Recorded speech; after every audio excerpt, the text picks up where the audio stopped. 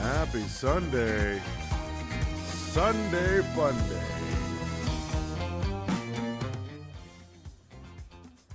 My. It's wonderful to see everyone here. I see Shauna. I see Papa Metalhead, Yazoff, and Lesbian Hot Sauce. Great to have you guys in. Who's ready for some more cozy, comfy horror? I know I am. I was very excited to continue this game. It seems like it'd be very fun. I realize I sound a little hoarse. And that is a surprise. And I have a dog throwing a ball directly at me. Like I warned you, we did start a little bit later than we normally would have. But hey, that's kind of the thing. Lesbian Hot Sauce, how was your stream today? I hope you had a wonderful one. Shauna, thank you very much for the shout-outs. Greatly appreciate that. I'm going to scoot myself in real quick. We killed a dragon. It was fun. Hell yeah.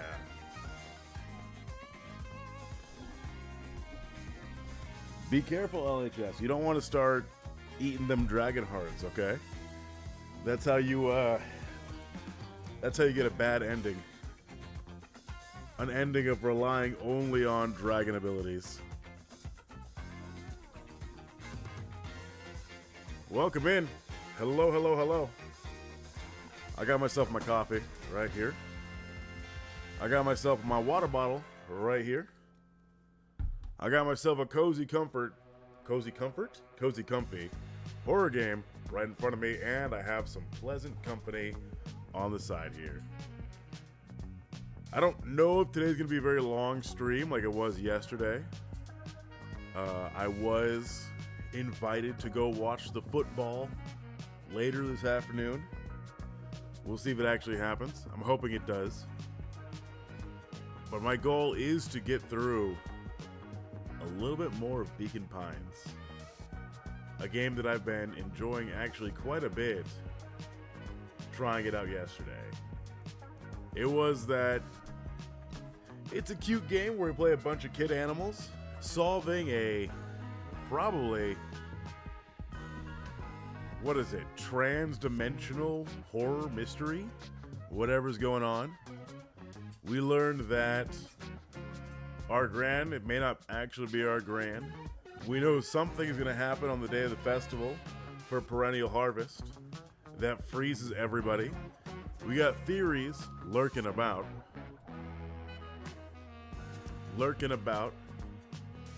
I have a dog dropping his wet-ass ball on my back. One of the worst feelings I've ever felt in the world. Thinking next week should be, the apartment should be organized, that you will see a bit of a new layout happening. May not. Hopefully. I'm hoping you will at least.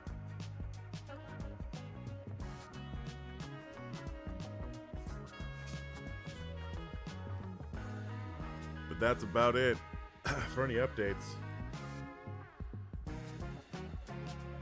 It's Sunday. It's a slow day, and I'm okay with that. LHS, you staying up later today? You seem like you should be going to bed any minute now. It's like 8 in the afternoon, 8 in the evening for you.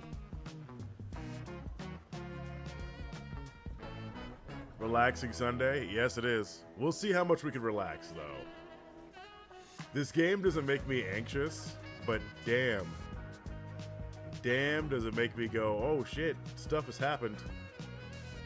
Stuff continues to occur outside of my control.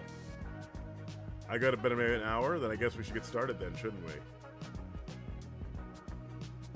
If I can figure out how to lower the music here. Because it appears to have vanished on my side. There we go. Wild. I have too many tabs up. I've been looking up too many tips and tricks for certain games. Oh my god, it's a mess. You should never look at my desktop if given the chance. Alright. Let's go ahead and jump on into Beacon Pines then. So that our friend here, LHS, can get some sleep at a reasonable time. As I said, we have a couple of mysteries going on. We've unlocked a couple of new charms the other day. And I think we're going to go ahead and pick one that we haven't touched before. At that moment, a merciless wall of impossibly cold air ripped through the crowd. Oh, we got our own little cutback. Nice. And everything it touched. For a man like William Kerr, Buddy. This was a fitting way for things to Cute, end. cute games. It is a cute game, but it dips into the existential horror very quickly. On a stage, with an entire town frozen We in rapt just finished with attention everyone for the freezing to rest of death time. for a second time. The end. There's that ice again! Whenever I think we're getting close, it comes along and ruins everything. Maybe we should just quit? Maybe you should just close the book, walk away, and never think of me again. No, I don't mean that. We got a little closer this time. We just need to try again. Please. We'll also see if I can find the kids' voices again. All right. So we have Sly for this one. Do we have another new one? Shame. We have Flight.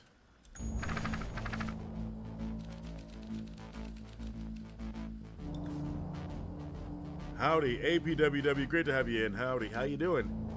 Welcome to a Sunday fun day. We're going back to this game again. We're gonna choose Flight. Luca drew himself up and decided to take the only option they had left. Flight. He squinted down the barrel of the mission control defense cannon, aiming it through an opening in the dense tree branches.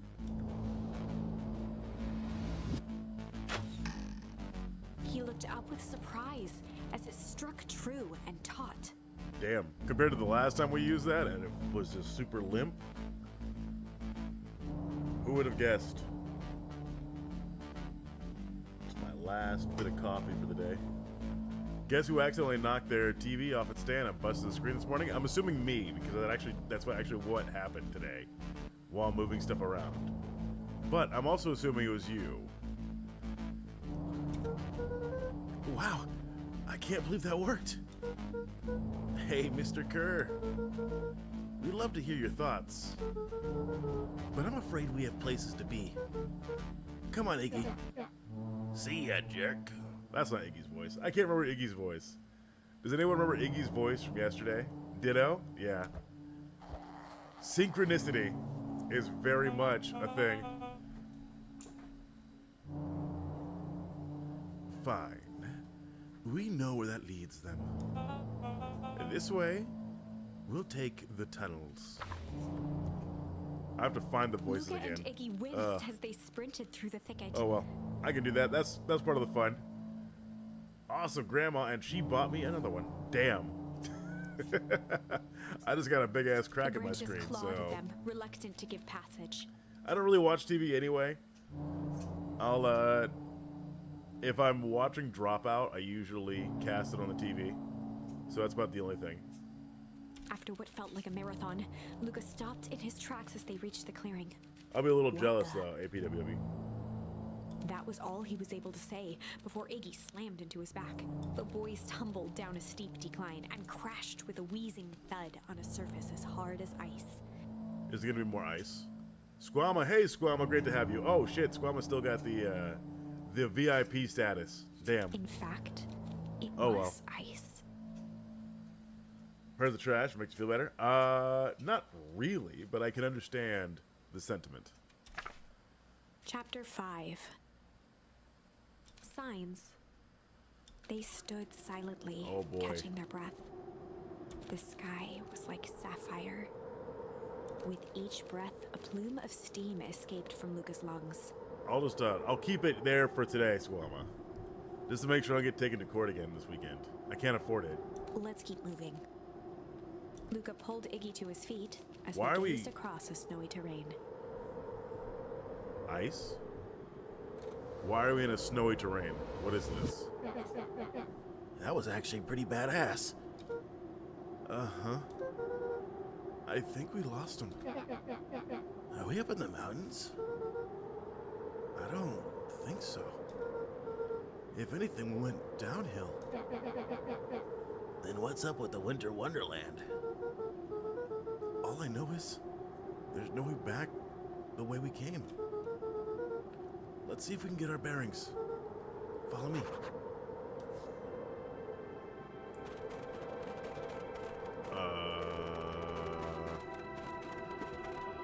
A disc of smooth metal was lightly covered in Did snow. you make any progress yesterday? We made surprisingly. We actually made quite a bit of progress. Look. We made quite a bit of progress.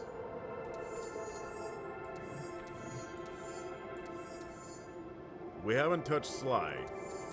So do you wanna we can give you guys a bit of a rundown of the story if you had to dip in and out yesterday. But ultimately, we're in a town that is being not haunted, but somehow influenced by some foul experiment going on called Beacon Pines, which is tied to this big old agricultural corporation known as Perennial Harvest that are doing some shady shit. And somehow the timeline is going crazy in every direction after this decision right here. The timeline starts going crazy. So we've been jumping back and forth between timelines because almost every one of these ends in a horrifying manner.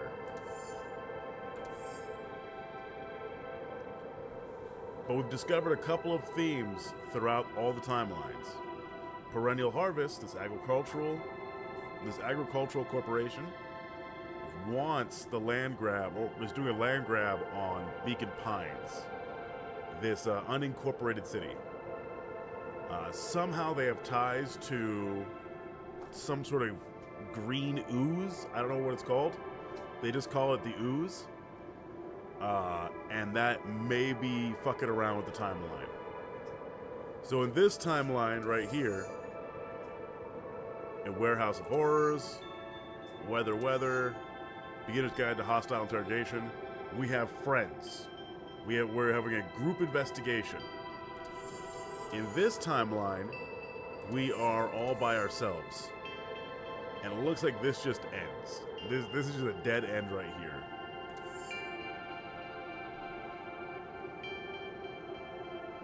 Which happens. There are a couple timelines that just end in a massive explosion of ice, and no one knows why just yet. So we're about to find out, but it seems like we might actually find out now, as we are in this winter wonderland. Two faint seams were visible along the surface. A manhole cover? If it is, I haven't seen one like that. Or if it is, I haven't seen one like it. Oh shit. What's the readout? Sitting just above 258 kelvins. That's a bit down from last time. Should we report this to Mr. Kerr? Meh. It's still within safe ranges. It may be spreading, but it's under control for now. Even a small nudge in the equilibrium could cause a cascade. Dude, relax. Just a few more sites to hit before we punch out. Let's get this over with. I have a doggo right here pushing to get my attention. Luca, are you there? Luca had almost forgotten the walkie-talkie he was carrying. We are playing Luca. I think Luca's a jackalope. I'm not actually sure. And we're in this world of animals, which may as well just be people. It's that bozo Kerr. Oh, that was Kerr, okay. I hope nothing bad has happened to you out in those woods. Luca looked at Iggy with I wasn't sure who it hesitation. was. No need to be rude. With a resigned sigh, Luca responded. It seems like the only dangerous thing in the woods is you. He speaks, the young man of the hour. Now, how in tarnation did you end up with one of our radios? Just lucky, I guess. Boy, howdy, you Van Horns are full of surprises, aren't you? You knew my parents? I've never had the honor of meeting your father, but your mother sure was a handful. Luca winced, shoving the walkie-talkie back into his pocket. We gotta keep moving. Nothing? There's nothing here. This used to be, this was the area where Luca's father was buried. And we have a working theory in chat that Luca's father is behind all of this. Somehow. His death caused this. That his death caused this.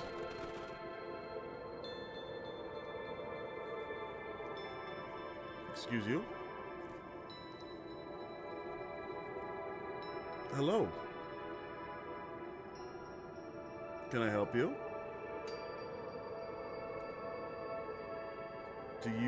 Do you want something up there? Yeah? Yeah? Yeah? Okay.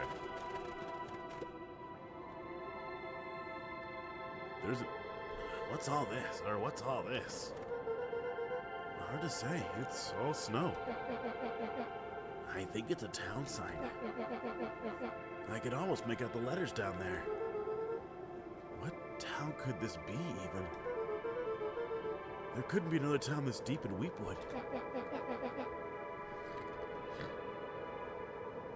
I'm looking at the evidence to the contrary. Let's figure out what we're dealing with here. Can I help you? He just gave me a big old look on the nose. Step one, snow's gotta go. I'll see what I can do. Give me rock. I can't take rock.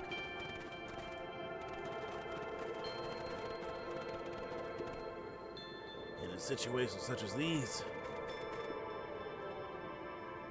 I find it best to chuck stuff first. Ow, boy, now you're just stepping on me. Go. Get down. Okay. Owie's owie. And ask questions second.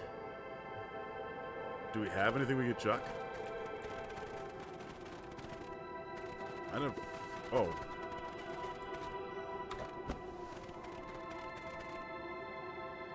Excuse me? The boy stared in disbelief at the sign Excuse that me? clearly read, "Welcome to Beacon Pines." Are there two Beacon Pines?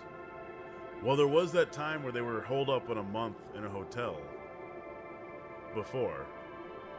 There's no way they could have constructed an entirely other town in a month. That doesn't make any sense. We're in Beacon Pines? How is that possible? We ran away from town. How do we get back here? I guess we got turned around. Where did all this snow come from? Well, it's been colder than normal lately. That's a pretty big difference between sweater weather and this Arctic hellscape. The puddle we fought at before, it was cold too. Maybe all of it leads to one source. You think it's related? What the hell is going on? We're gonna get you some answers. Let's keep moving.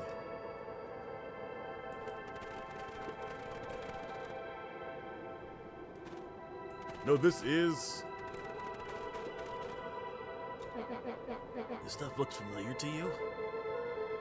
It's like the barrel near the puddle I shoved me into. Yeah. Toxic waste, hazardous materials. Okay. But the forest over here is locked off. The fencing glistened, each chain link encapsulated with a translucent layer of ice. Looks like the stuff they put around Weepwood. The stuff who put up? I don't know.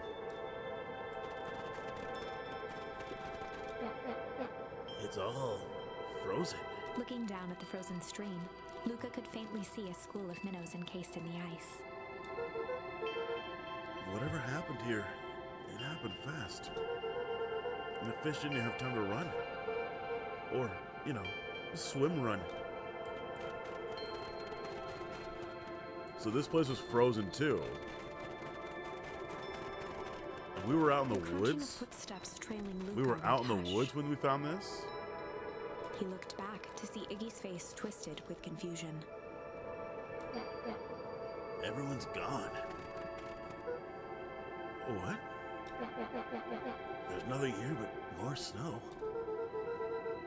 There must be an explanation for all of this. We have to keep looking. You can look all you want. I quit. Iggy, we have to keep going. You don't get it, do you? This isn't one of your pathetic Hank Atomic stories. We aren't going to save the day. We aren't even going to save ourselves. My face is mangled. The town is destroyed. And everyone we know is gone. We don't know that. You can't just quit. Do whatever you want. I'm done. Iggy, it's going to be okay. Luca peered upward at the darkening sky. He let out a long, foggy breath. Faintly, Iggy began to cry. Seeing Iggy in such a pathetic state gave Luca a sense of compassion and more than a little guilt. I'm still trying to figure out what that... So wait, every timeline thus far, the explosion has happened, and it's frozen the world. I'm wondering if it's coming from here, but this is not the Beacon Pines we went to. Mr. Kerr mentioned the tunnels. Are we underground? Could we be underground? That wouldn't make any sense, though.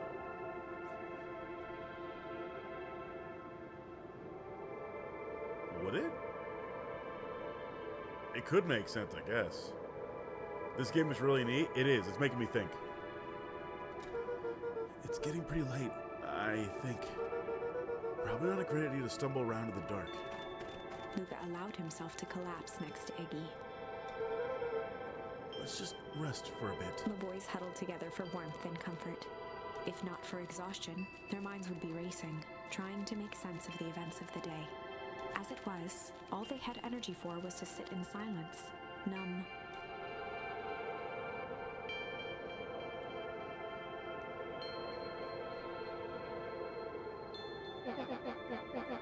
The way the snow covers over everything is kind of calming. Yeah. I hadn't had time to say it, but thanks. Uh-huh. For getting us away from those creeps. I sort of froze up back there. Iggy, I should be the one apologizing. This all happened because I lost my temper. nah, that's bull hockey. First of all, you didn't know what that gunk would do. You didn't, right? Of course not. And second, stop with this baloney about losing your temper. But I did lose my temper. Iggy motioned sarcastically to his half-deformed face. Obviously. But that's exactly what you should have done. Uh-huh. I was being a horse's ass. You were supposed to be a horse's ass in response. I don't think this is the proper way to insult yourself. In a world full of animals, of animal people, you should not be calling yourself a horse's ass. That'd be saying like, that'd be... It's cute, it is cute, but in a world full of animals, calling yourself a horse's ass is a little close to a racial epithet. I'm just gonna full on admit.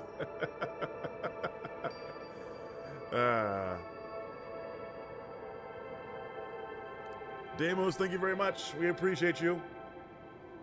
I don't know if you've been watching, but we're having a lot of fun. I'm speculating. That's how it works. Iggy, I'm having a hard time following. Poof. All right.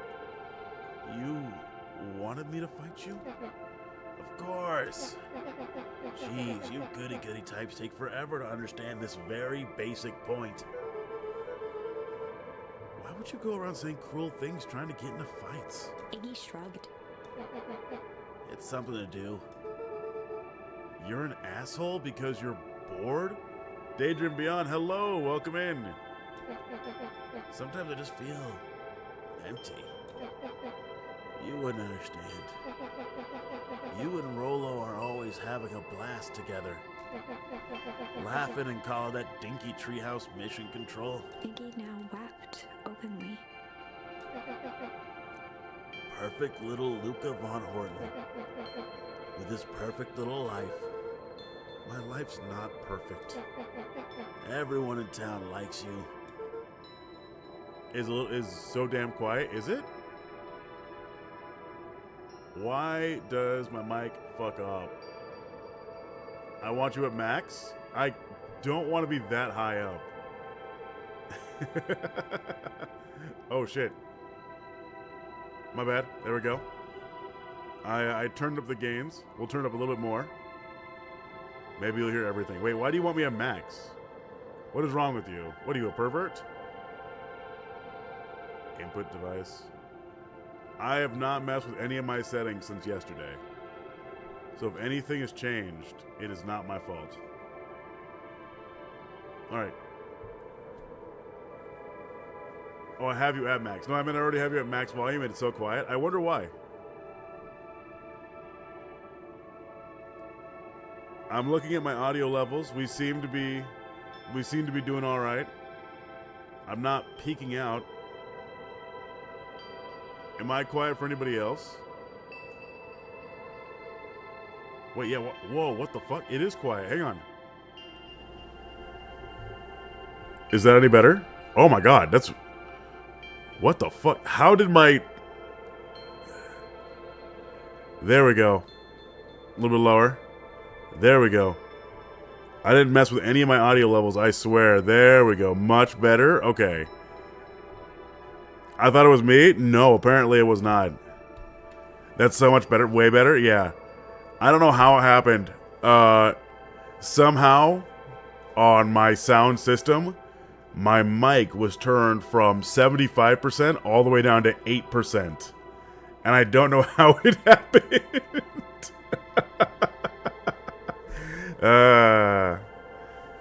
Well, that's good. I'm glad that we saw through that problem almost immediately.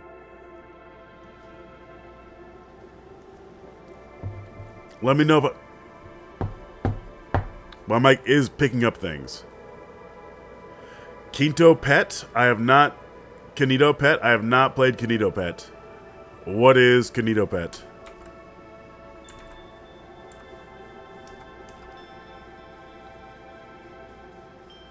Oh. Oh, we might need to do that. Oh, man. I went to go look it up. I spoiled myself a little bit. When you blocked me, I didn't block you. Don't say that. Don't be mean. No such thing has happened, okay? I didn't block you. Discord did keep saying, though, that I had a message from you, but wouldn't let me find it for a little while. Not everybody. That new girl hasn't even unpacked yet, and she already likes you. You have Tish. He wiped his nose with a sleeve. I love Tish. Tish is great. But she ain't exactly the world's greatest conversationalist, you know? Luca gave a warm chuckle. I get that impression. Iggy cleared his throat as he wiped his eyes. Oh, man. What is the mic? My mic is picking up something now. Do you guys hear something? Hang on. Are you guys hearing my air conditioner? The mic is picking up something. Nothing else is on in my house. Other than the AC and me breathing. Are the rest of you hearing that?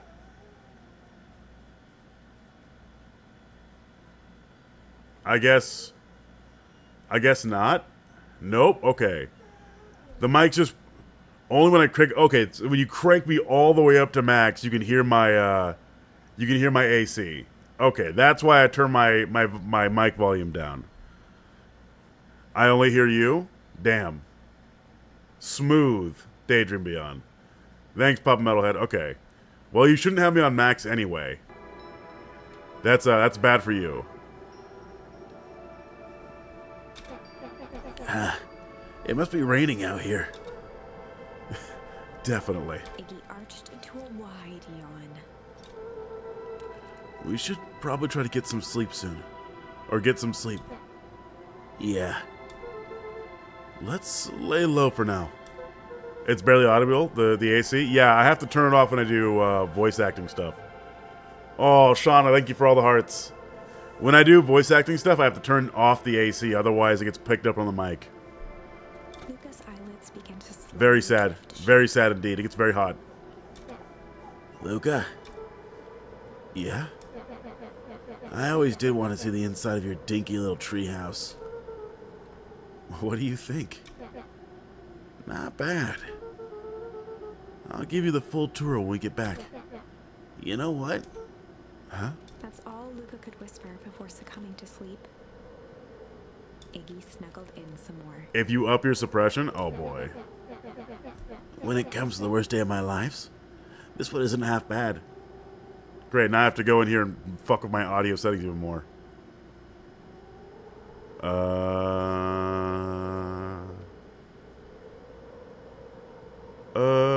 Format. Oh, I can't change it right now. Let's see. I might be able to add a filter or something. Noise suppression. Tell me how the noise suppression is. If it's that bad or not. Hopefully it's not gonna be an issue. I don't know why I got deeply insecure about my own AC going off. It's fucking hot, man. It's warm as shit.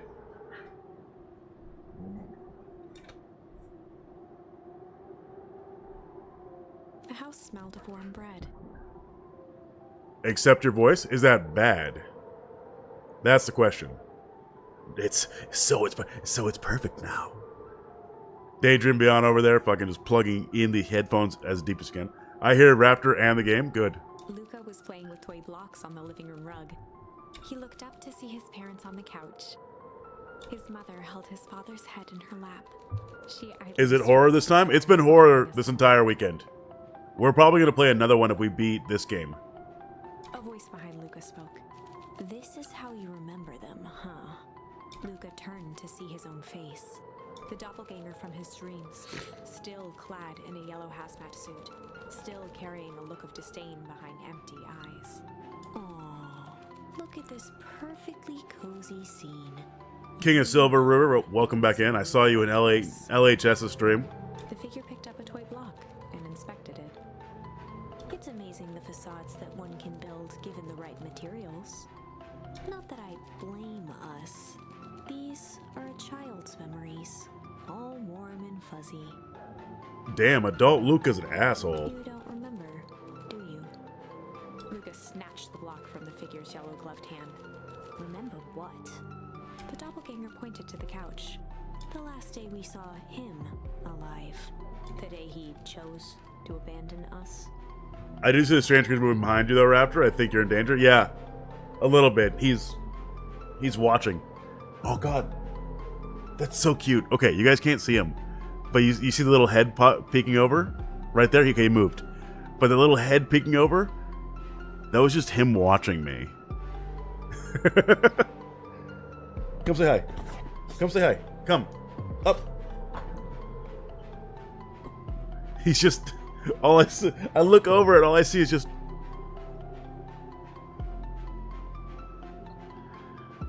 And now he brought me this. He had a plan this entire time. Luca turned to look at his father, still lounging on the couch. Dude, his father died. That's not true. Yeah, He didn't abandon us. he died. He went to go protect you. The doppelganger waved his We don't know hand how, decisively. Everything is true here. It's just a matter of what we choose to see. Older Luca's an Well, asshole. let me show you. He's like, no, Dad, don't embarrass me. Yeah. The world flickered and pulsed. Luca was sitting next to his bed, listening to his heartbeat with one of his dad's stethoscopes. The doppelganger limped into the room. No, we both know that's not how this went.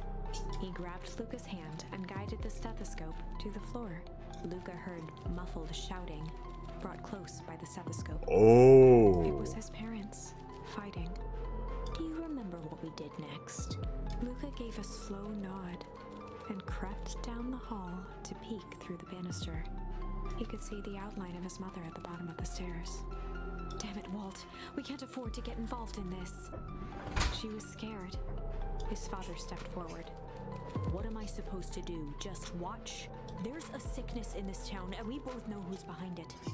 I swore an oath to help people. Base dad. Turn my back on them. Base daddy. That's for His sure. mother grabbed Walt. She was crying. Got it to the floor. You mean through to the floor? Just fucking. Ugh. Yeah. Walt calmly Fucking just break adult Luca, just breaking child Luca over his knee like Batman. What's right is right, and what's wrong is wrong. I could never live with myself if I let Sharper get away with this. Eleanor raised her voice. Spare me your bullshit platitudes. What about our son? Luca flinched, dropping the stethoscope down the stairs. Oops. Walt turned with a panicked smile. Luca, Uh-oh. is that you, buddy? With tears in Getting his caught. eyes, Luca descended the stairs. Mom? Dad? What's going on? Walt dropped to a knee to meet Luca eye to eye. Nothing, buckaroo. Your mom and I just got a little overexcited is all. Fucking dad is about to go assassinate the president of this mega corporation. Luca placed the stethoscope against his father's chest. His heart was racing. It sounded like you were going somewhere? Walt gently removed the device from Luca's ears. Listen to me, Luca. I have some business to take care of. Yeah, he's about to just go straight up kill the CEO of this company. I'll be back in time to tuck you in. Luca hugged his father tightly. Promise? Walt stood up and walked to the door. He glanced over his shoulder. I promise. With a wink and a grin, he put on his hat and strode out into the evening sun. Who's that? Who's A this? figure approached soundlessly from the foggy snowfall. It stood above them, lingering in contemplation. Slowly raising one hand above Iggy, it snapped out 2 brisk raps on his head. From a deep slumber, Iggy's got that hollow skull. Get your hands off of me. Whether it was the calming presence or the recognition that he was not in danger, Iggy felt his clenched fists lower. What do you think you're doing? Luca looked up, gradually remembering his whereabouts. The figure exhaled a cloud of warm vapor. You two certainly have caused a lot of commotion. What's that supposed to mean? Take it easy, Iggy. We were asleep minding our own business. You're the one running around knocking on people's heads. I'm sorry if I hurt you, Iggy. You didn't hurt nobody. Anybody. Huh? Oh, I see. You think you're better than me, you... When it came to complete strangers, Iggy had trouble cobbling together an insult. Big-headed, scraffy-necked, furball. Uh-huh. Okay, let's lower the temperature a bit here. Interesting choice of words. I mean, let's all calm down. Who are you? A friend. An observer. A hitchhiker on the infinite expanse of possibility. Great. How about a name? If you must call me something, you can call me Nate. Iggy huffed with gratification. Nate? Is Nate also a mouse? Looks like Nate might be a mouse. How about you make like a gnat and buzz off? Very well. Nat began to turn away indifferently. Oh, it's Nat, not Nate. Wait. Do you live here? You might say that. So you know where we are? You might also say that. Look, pal, we just want to find a safe way out of here. You gonna help us or not? Before knowing how to leave, one must know where they are. Alright, that does it. Luca, I don't know about you, but I'm out of here one way or another. Iggy turned sharply and Lol, why are you laughing?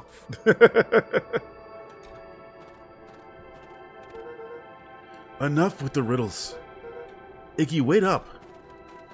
realizing he'd worn their patience then, Nat relented. What's the new job, by the way?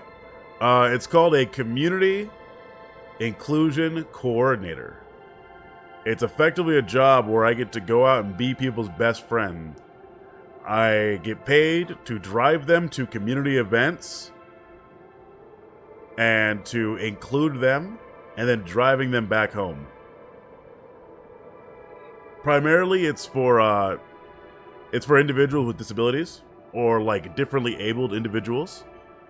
So, if they need accommodations, I organize those. I try to get them talking with people. Sometimes I'm just chilling out with them in public areas. Like one of the test case they gave me for the interview was, what would I do if a dude just likes to watch TV, cuddle his stuffies, and doesn't like big crowds? And I would just go, I would try to look for online stuff for them to do. Online communities they can engage with. Why do all those characters in-game sound just like Raptor? So weird. Excuse me. I can do some voices, okay? I can do some. Very well. I suppose this isn't the time for metaphors. I'll show you how to get back home. Luca and Iggy turned around with hope in their eyes. Come here. Nat took a deep breath in. Close your eyes. Nat exhaled slowly, then snapped his fingers. Okay, open them. For a brief moment, Luca and Iggy let themselves believe that some great magic was about to unfold. Until they opened their eyes. Is Nat just fucking trolling them? What the fuck? Cold and disheartened. This is your home. This is Beacon Pines. Look, Nat, we don't know how we got here. Maybe we stumbled through some time travel gate in Weepwood? Or teleported to some other universe? Or this is all just some cruel experiment by Kerr and his goons. But this is not our home. You're inching closer to the truth. Alas, reality is much less fanciful. Just give it to us straight. So be it. As I said, this is Beacon Pines. The original, true Beacon Pines. Original, true Beacon Pines? What?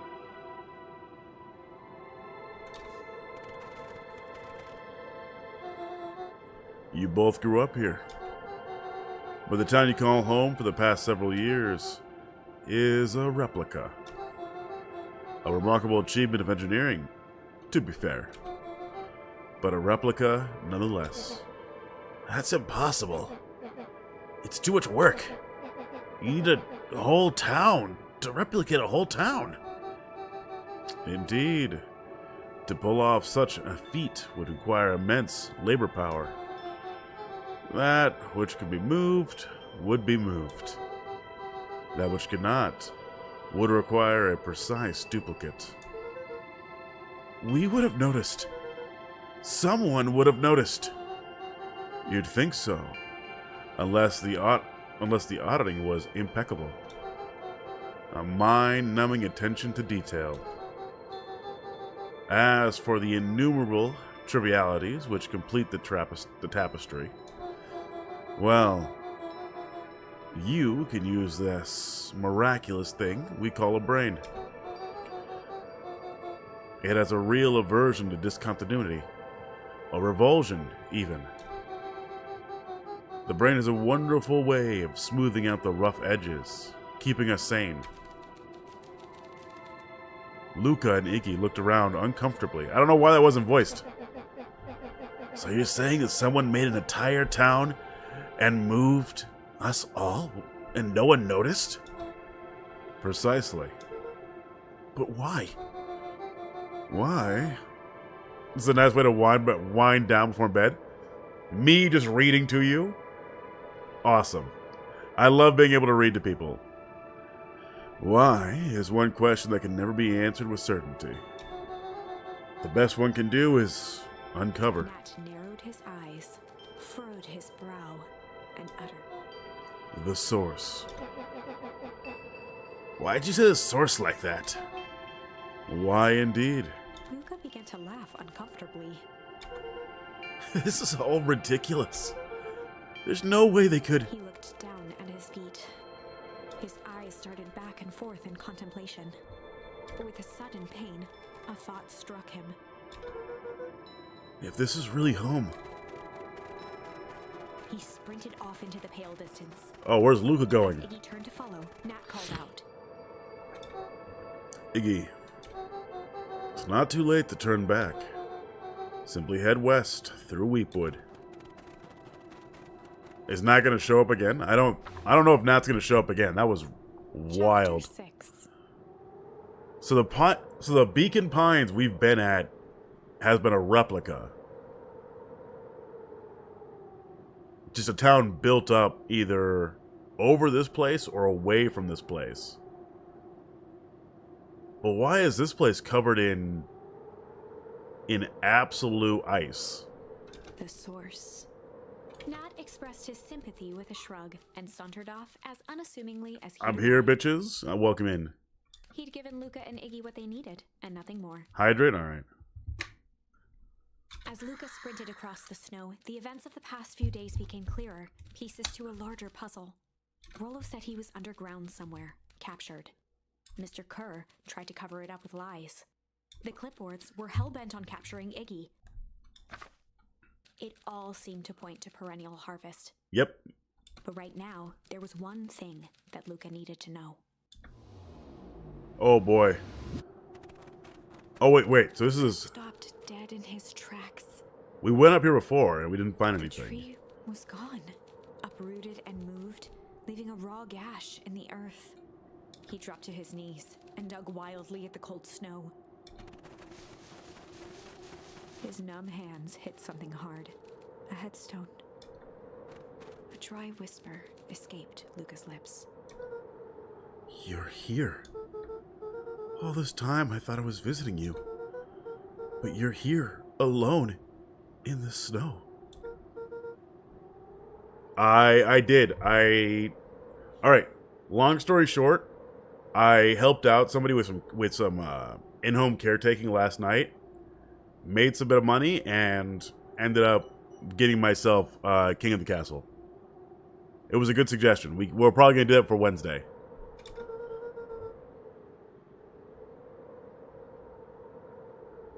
Nice money. Yep. I get paid by Twitch tomorrow, too. Hopefully it's going to be a good paycheck. I haven't looked. They ruined your favorite spot in the world. Our favorite spot in the world. Dad, what do I do? There was no reply, just snow-covered silence. Why'd you give me the slip like that? What if I couldn't find you, you He jerk? finally noticed the tears welling in Luca's eyes and the snow-covered grave. Oh. Iggy, they stole his tree, Iggy. Yikes. Suddenly, they heard the crunch of approaching footsteps in the snow.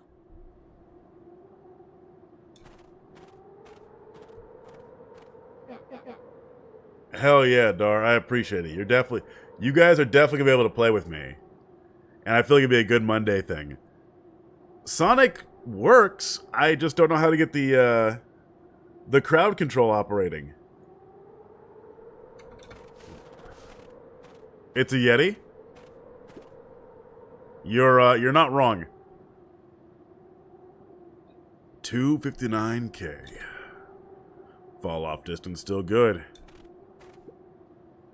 Dude, did you hear me? I said 259. Sorry. You ever think about what we did here? We saved a whole town of people? Doesn't it feel like it sometimes? What about everything we left behind? That's the grave of someone with a family. The people who love them will never know the truth. The truth is overrated. He bent down to scoop up a snowball and lobbed it playfully. Hey, don't be such a downer, dude. We took this job to change the world. Yeah. Come on. It's almost lunchtime. Weirdo, he's like dance his way out. He's fucking moonwalked his way out of this. Here I thought I was a jerk. These dinguses are out here literally dancing on Luca graves. stuttered through heaving sobs. I thought I was visiting him. I thought he was with me. Not gonna lie, that's a bad break. Here's some advice. Iggy gave Luca a solid smack on the back of his head. Hey, Who's any of this helping? what? Sitting here in the snow, crying like some pushover. Like, are all the characters really dead? We just don't know yet? Maybe? They're in a replica town. So, like, people are alive. But the original Beacon Pines, which got destroyed years ago, is here frozen over. Who ya helping? Icky, look what they did. They lied to everyone. Blah, blah, blah. Luca Van Horn, you're a lot of things, but you ain't no pushover. What did I tell you before? Some jerk comes at you, acting like a horse's ass. I should stand up for myself. Hell yeah. Kerr and his merry little band of clipboards pulled off this switcheroo for a reason, right? Nat mentioned something about a source. Luca wiped his eyes with a sleeve. Whatever that source is, or whatever's at the source, must be awfully valuable to Perennial Harvest. Sure would be a shame if something unfortunate were to happen to their precious source, wouldn't it? That's right. Blow up corporations. I'm here for it. Let's go, game. What do you have in mind? If it's small enough to steal, we snatch it. If it's too big to snatch, we smash it. Hell yeah. Down with capitalism, exactly. What if it's too big to smash? Iggy flashed a mischievous smile and cracked his knuckles. I'm always up for a challenge. I'm gonna make this right, Dad. I promise. Let's do this. Hell yeah. Down with capitalism? Yep. It can get awfully cold out in those woods, Luca. Probably best for you two to stay put and conserve your energy. Help's on the way. Where's Rollo? Where's my mom? Did you kill her? Oh, heavens, no. Do I seem like a killer to you? Iggy and Luca shared a skeptical look. Well, do I? Ah, shucks. Now that hurts my feelings. Screw this guy.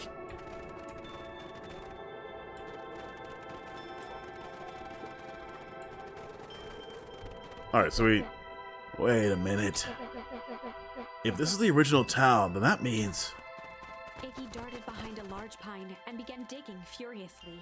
He emerged holding a shoebox with a crude skull painted on its lid. Our boys got fireworks? Alright. What's that? Long story. So a few years back, I, came into possession of some premium grade fireworks. Not the wimpy firecracker stuff they give kids. The good stuff. So, why did you bury it under a tree? That's the long part of the story. You and Rollo were doing chores at Rollo's chicken coop. And you guys pissed me off for some reason or another. Luca rolled his eyes with realization. No, you didn't. Iggy stifled a chuckle. Yep. I just wanted to give you guys a little scare. But like I said, these are some primo fireworks. So I mighta underestimated things. You blew up the chicken coop? I prefer to think of it as a incendiary redecoration. Sorry, but you should have seen the looks on your faces. Rollo got grounded for months. Which is why I needed to stash the evidence and lay low. So I buried them under that tree. But when I came back for them later, they were gone. I figured some grown-up found them and tossed them. Iggy triumphantly raised the shoebox. Turns out, it wasn't the fireworks that got moved. It was us. Unbelievable. Alright. We have fireworks. Do you think this is a game? Newsflash, boyo. You're not a hero. You're a little brat who's in over his head. A hero is just someone who refuses to give up. Comics these days are rotting children's brains. Everyone thinks they're a spaceman hero. Holy shit.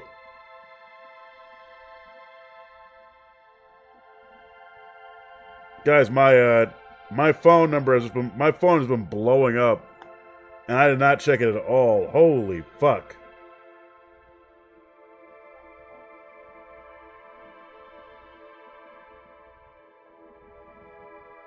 Alright. Damn, that was insane. I just got an insane amount of text messages. All good? Mama Raptor is asking for about $200 for phone bills. So I gotta figure out if I have $200 or not. To pay for, to help them pay for their phone. Again, I'm hoping the stuff from Twitch tomorrow is good. I'm hoping. I'm always partial to Hank Atomic myself. Is that so? Do you really think you have a chance against us? You have no idea how powerful we are. Prepare for blast-off, losers.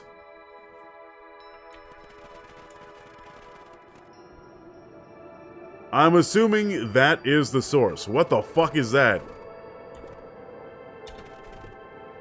Crooked. Just like this whole stinking place.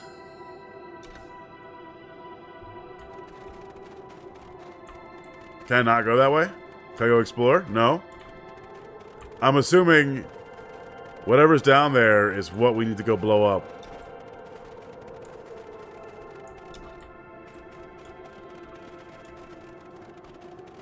Dar, thank you very much for a gifted subby for Stange Doll. Thank you, Dar. You didn't need to do that, but I appreciate it anyway. To help with phone bills? Fair. Fair enough. Luca Still appreciated. inched up to the edge of the hole with bewilderment in their eyes. Arctic air breathed out of the cavern in heaving gusts. Echo, echo, echo, echo. Whoa. I can see why they wanted to move all of us out of town now. But why would they dig a giant hole? I think this is it. Oh, thank you guys. You didn't need to give me nothing. I would have figured it out, but I appreciate your guys' help so much. Last of the biddies. Hey, you know what? I appreciate that. We're almost at a level 1 hype train. If you guys want to bring that up, we totally can. You don't have to. We don't have to. We fucking want to. Fair enough. All right. Fine. Jesus, calm down. All right. Fuck. I'm still working on that dress, by the way. I'm still working on a dress for a dress stream. Weather's too hot to game, so I'm watching Raptor stream. Wouldn't you be watching it anyway, Hatter Hair? By the way, welcome in, Hatter Hair. Even though we won't free hydrate, I'll have you know, I will not free hydrate. Damn it.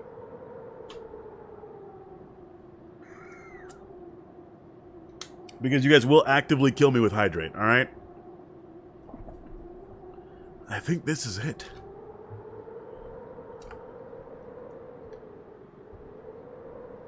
True, but sometimes a game. Fair enough. I will relate. This is the source. It's a dag hole. Pump iron too while I'm doing this? You're... Alright. There we go. And stretch. Alright. How do we smash a hole? 3, 4,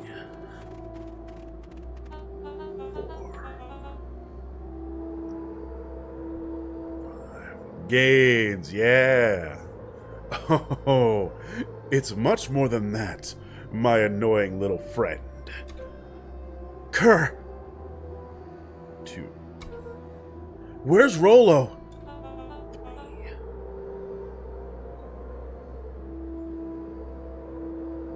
I'm multitasking so hard right now. 5. Trying to voice act and do fucking lifts.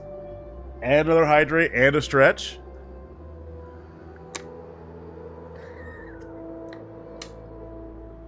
I wasn't lying before. He is safe. Oh. And a posture check, which I am setting up, so I'm okay. Boy, I swear to God. Well, safer than you two, at least. Drat, it's cold. You just had to drag me all the way out here, didn't you? Mr. Kerr gazed down the abyss in contemplation. The glasses? Oh no! Alright. You're gonna see me squint. Hydrate. Timer set for the glasses. Oh my god, this is gonna be so bad. It really is something, isn't it? I know I lost the glasses already. I took off the glasses for 5 minutes. What did you do to our town? What is all of this? Well, that's a doozy of a question.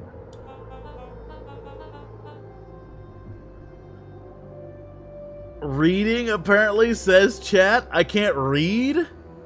Alright, guys, you can tell me what the story says. I can't read. Don't have to do that. It's a joke.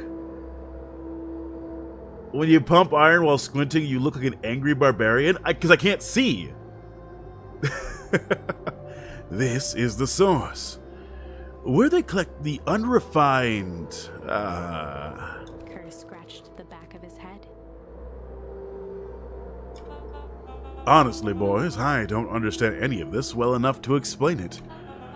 Matter of fact is, I'm not paid to know. What do you mean you don't know? Aren't you in charge? Oh, we missed quite a bit? Not really. We were down the flight route and we found the OG Beacon Pines, I guess. It seems like the OG Beacon Pines was quartered off and Perennial Harvest built a new Beacon Pines. Like a replica of Beacon Pines. And moved all the locals there without them knowing somehow. I don't know if there's like... I don't know if this OG Beacon Pines is a good one or not. Like, I don't know how they did it. I thought they would have built it underground or somewhere, but You would think everyone would kind of know that the first... that Beacon Pines was moved. That's one way to deal with pollution, I suppose. Yeah, just fucking move everybody. Think of it as eye exercise time. Torture Raptor hour. Very true. Oh, heavens no. My role is merely to flash a winning smile and manage various complications. Complications like us?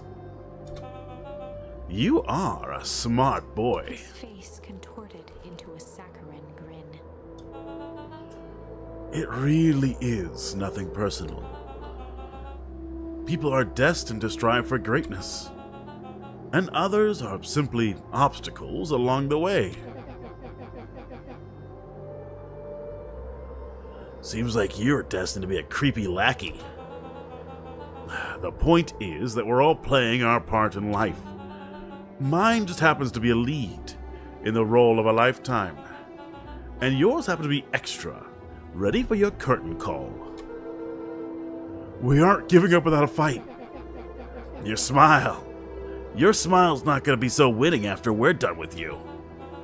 Now, boys, there's no need for melodrama. It makes even a professional such as myself embarrassed for you. Let's change the mood a bit. Kerr snapped his fingers. What the fuck?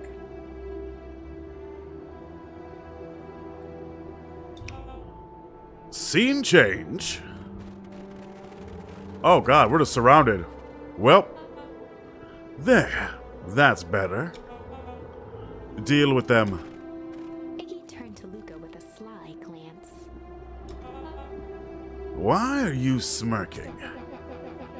Because I have a box full of fireworks and you don't. Iggy waved the box into the air, threatening to drop it down the hole. Stop!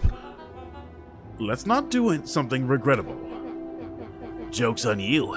Regret is one of my specialities. Out of curiosity, What would happen if I threw these into your precious hole? that's certainly a question. Nothing. Nothing at all. You're a terrible liar. I'll have you know, I'm an exceptional liar.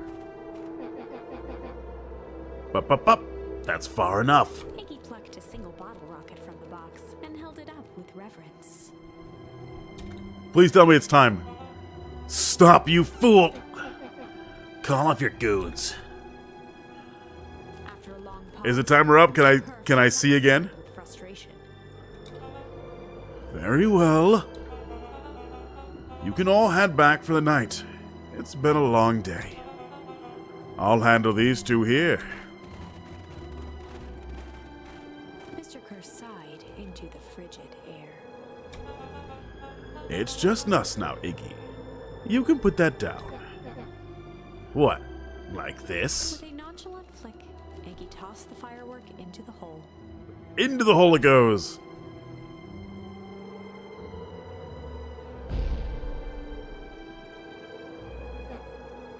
Ooh. Whoa. With a growl, Kerr leapt at Iggy, crashing through Luca. Oh shit! Oh shit! Iggy tried to twist away, but in the struggle they both tumbled over the side. Glasses back on? Alright. Oh, so they're dirty. Thank God, I can finally read again. Without struggling. You guys are cruel. How am I supposed to voice act for you when I can't see?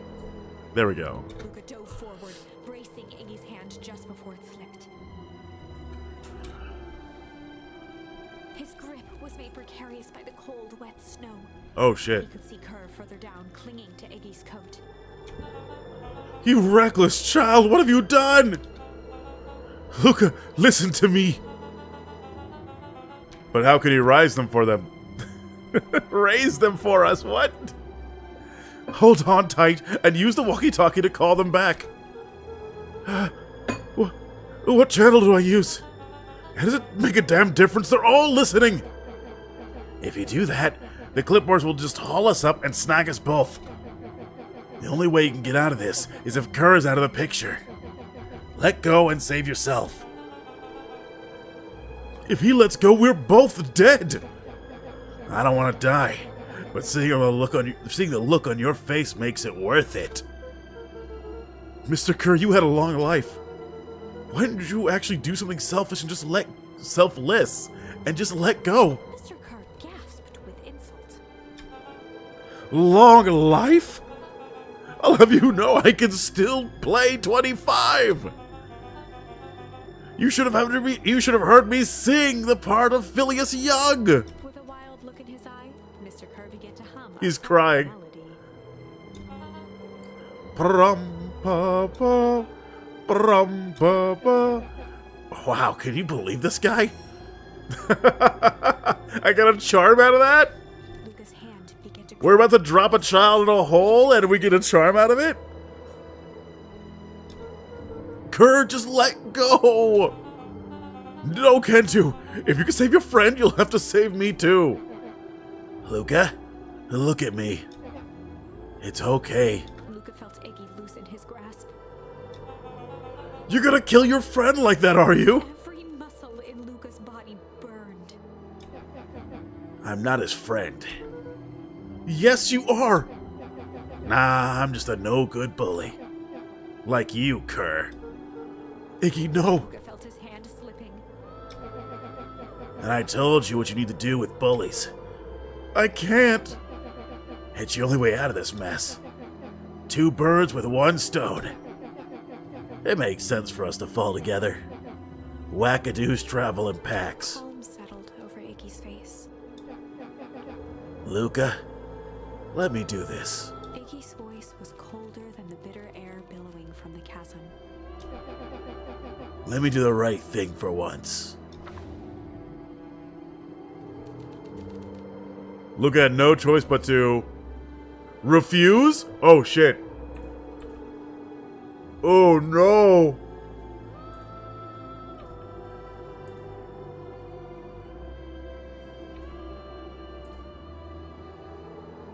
Oh no, I don't know what to pick.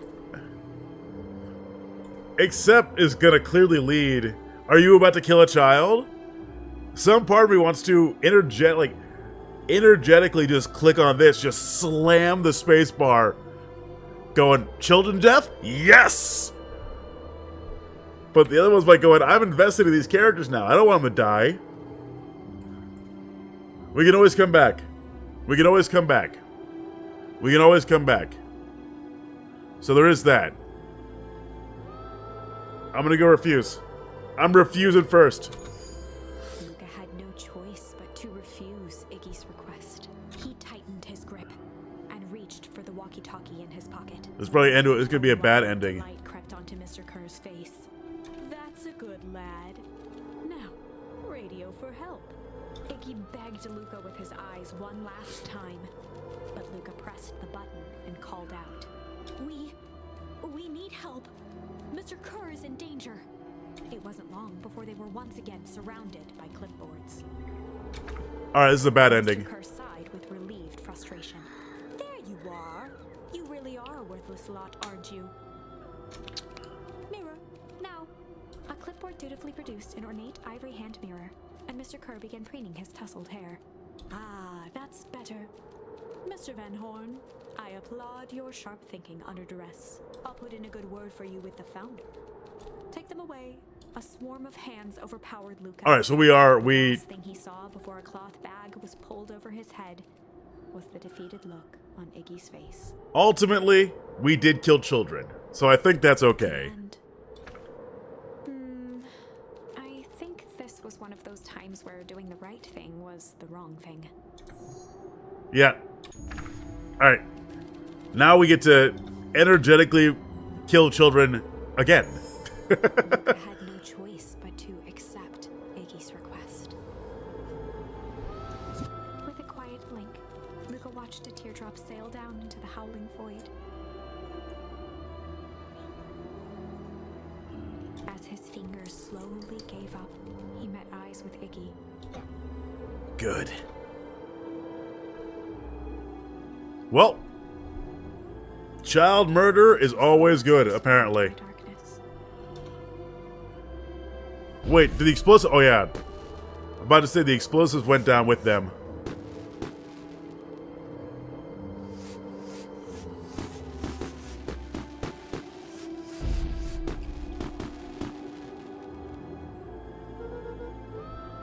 Hell of a goodbye, Iggy. Oh, it's Nate. It's Nat. Luca, you should really step back. What? Quickly.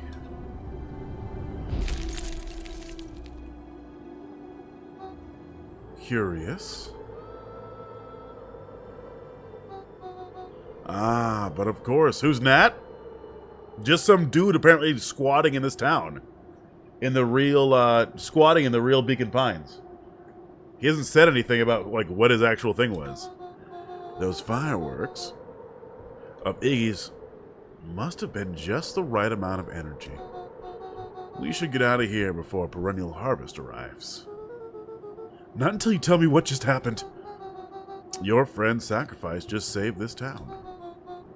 For a little while, anyway. How? Tempest liquamine is a peculiar substance. It can change the relationship between matter and time itself. But doing so requires unfathomable energy. In a closed system, that energy can only come from its surroundings. Liquid time, yeah, I noticed that. A useful side product of this property being, by adding precisely the correct amount of energy to it, one can create a cryogenic cascade. So the gunk that makes things cold, the fireworks... So the gunk that makes things cold, and the fireworks made the whole freeze over? That's one way of putting it, yes.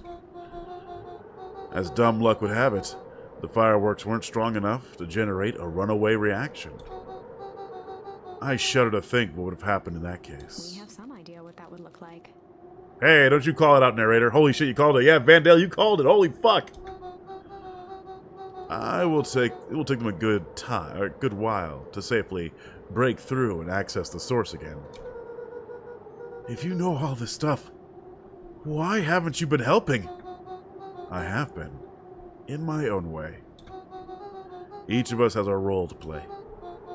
Iggy's role, it turns out, was to buy us precious time. Mine was to observe and wait. Wait for what? You? Me? Why? What's my role? A fierce twinkle flashed in Nat's eyes. Luca Van Horn, you're going to save the world. With a chuckle, Nat turned and walked west. Dumbfounded, Luca followed behind him, trudging through the snow. Yeah, holy shit. Every step taking him further away from everyone and everything he knew, and closer to destiny. To be continued in... No. There's no way that's the end of the game. Beacon Pines. Pines harder. I mean, I do like Beacon Pines with the two there. Revenge served cold. Second time's a charm? Oh, fuck. Wait, that's it? This ends with a crummy cliffhanger? Yeah. Just when it was getting good? Damn. I was even starting to like Iggy. True. No way. I refuse to be associated with some never-ending parade of sequels. You know what, narrator? That's fine. I can accept this. Let's go back and find something more definitive. 2, 3. All right, so we know that is a closed timeline now. And a stretch and a hydrate? God damn. All right, so we know this is a closed timeline. Two.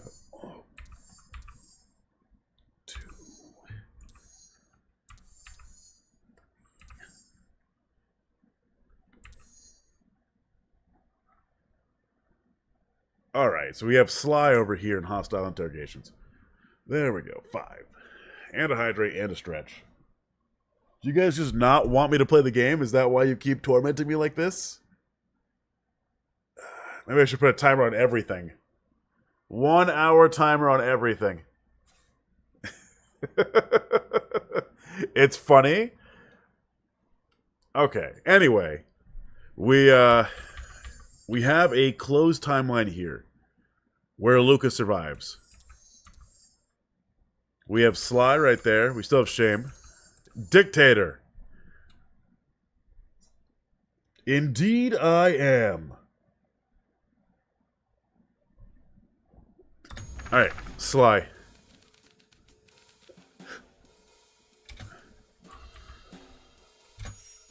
They'd run the classic good cop, Sly cop. interrogation.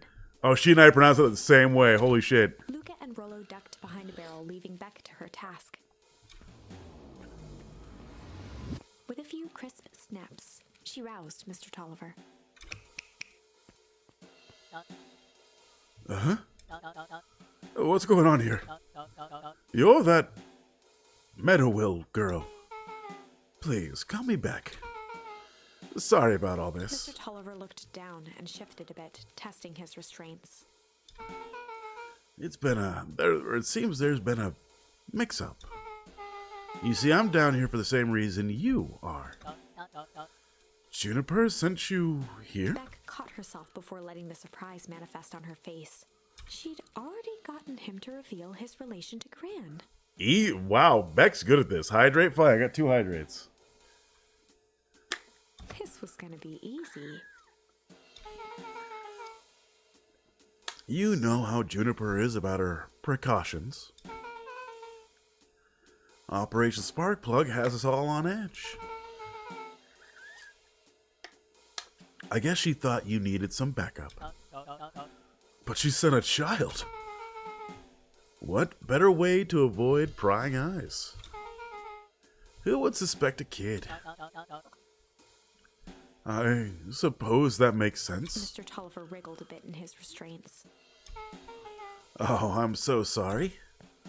Beck quickly removed the ropes. That had to be uncomfortable. A little, yeah. But you understand. We never know who to trust in this town. Mr. Tolliver rubbed the growing knot on his forehead. Very true. So, it turns out we're both here to... Twirled her hand, as if to prompt Mr. Tolliver to finish her thought. Trying to get timered? Yeah, I guess. Jesus.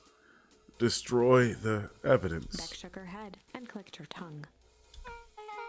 Yep. The old gal is nothing if not thorough. Mr. Tolliver let out an amused huff in agreement. She sure is. Can't blame her, though. If anyone were to find out that we're going to destroy the source, well, we both know how bad that might be. No one will know anything once I finish cleaning up down here. Beck was on a roll now, playing Mr. Tolliver like a fiddle. You're sure you can finish this up on your own? Juniper trusted me for a reason. You can leave the rest to me. Good. There's one more loose end I'll go work on. Loose end? Oh, it's nothing really. The other day I had the radio scan while restocking the candy shelf. And wouldn't you know it, I intercepted an old phrase in Perennial Harvest Transmission. Underground secrets. That's ominous. I think it might be a password, but Juniper dismissed it. She said it wasn't mission critical. What's the password for? We don't know. So we have a password and nowhere to put it? It's gotta mean something, right? Good thinking. You should probably go work that out. I got this under control. That's a relief. Hydrate is timed. Between you and me, this basement gives me the willies. Heading for the stairs, Mr. Tolliver hesitated and turned to Beck with a puzzled look. Uh-oh. She grinned and gave him a peppy wave. With a shrug, he continued up the stairs, whistling a jaunty tune. You guys catch that? Sure did. This whole time, Mr. Tolliver had a candy shelf. But all he ever sells is his apples. Beck blinked slowly in disappointment. The password, Rolo. Well, sure, but once things are back to normal, I'll be having a word with Mr. Tolliver about that candy shelf. Fine. In the meantime, I've got an idea. She turned to the table and began tearing small scraps of paper. He said he heard a password on the radio. Any good spy transmission is never what it seems. Beck marked each scrap of paper and leaned back.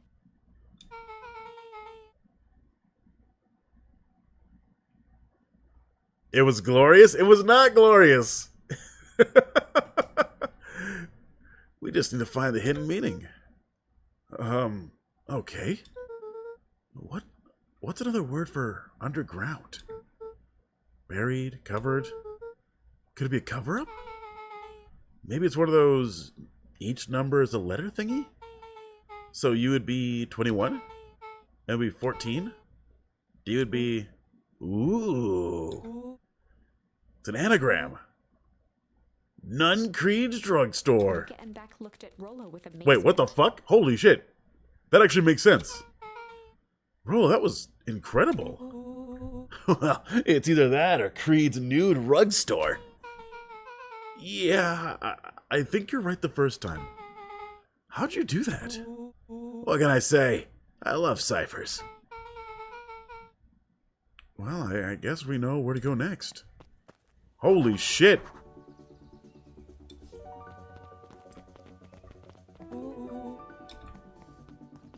Holy fuck.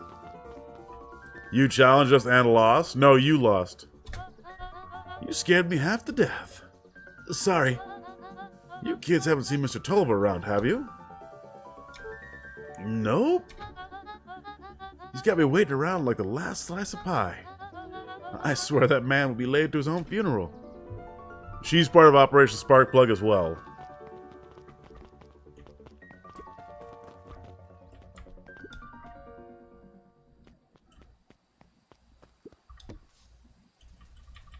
Luke Crooked. tied a bent nail onto the line.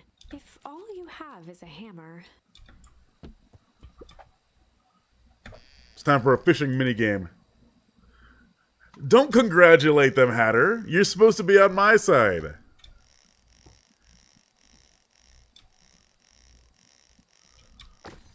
What's this? It's a photo of you and Uncle Joseph. Let me see that. Huh.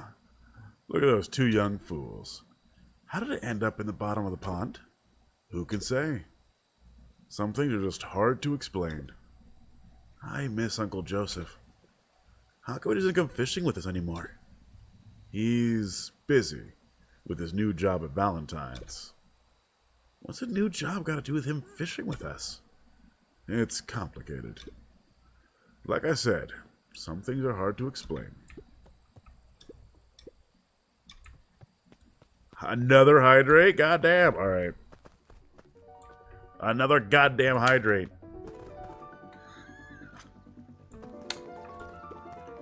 It wasn't just you. It was a lot of people.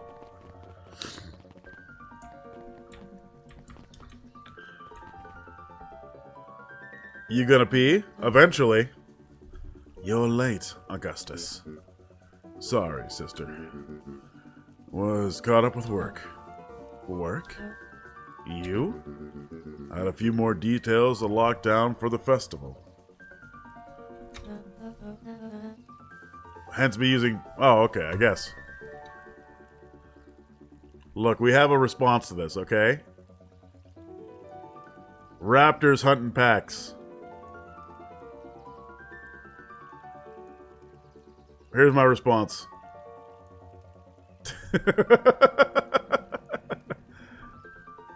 Oh? What do you have to report?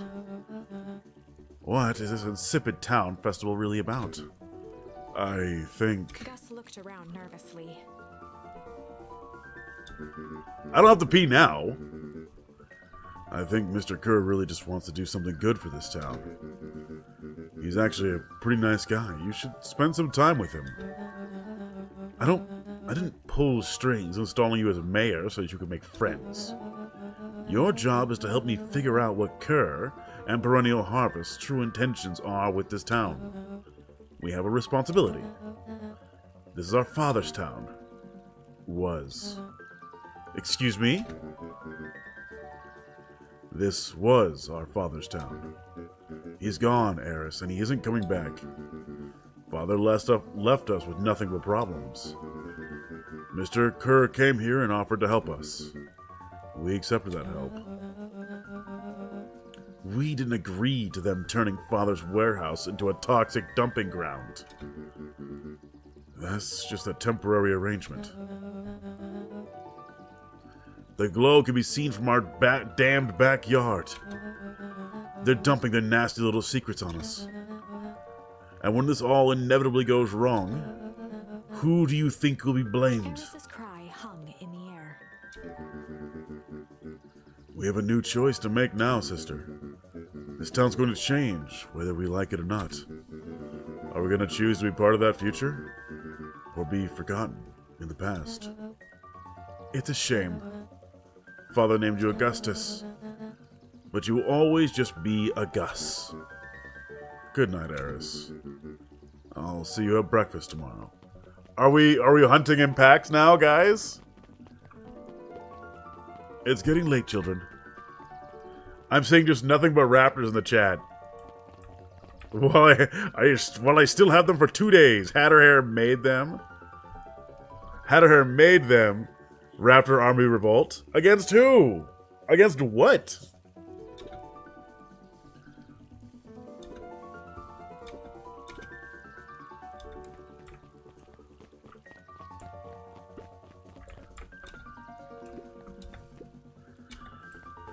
Hunting that free hydrate? Damn.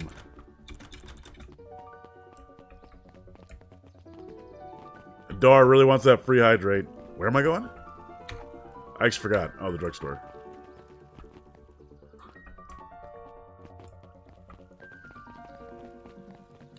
The lack of hydration is leading the charge. What? Lack of hydration? Why are we hunting?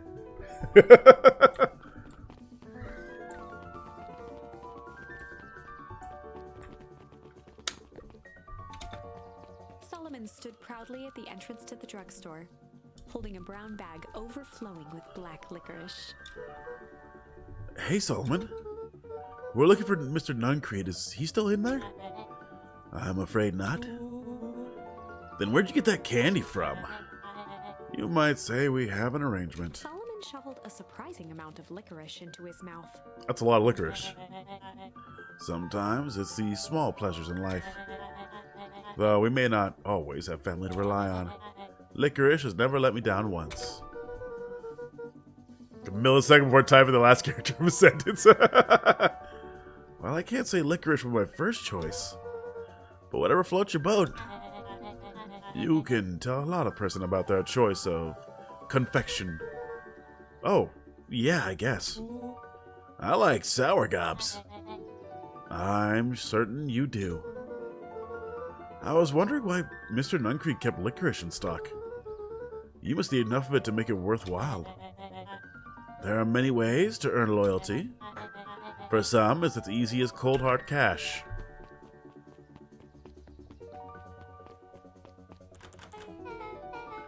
Well, he's right. It's locked. There's gotta be more clues. Okay, let's see.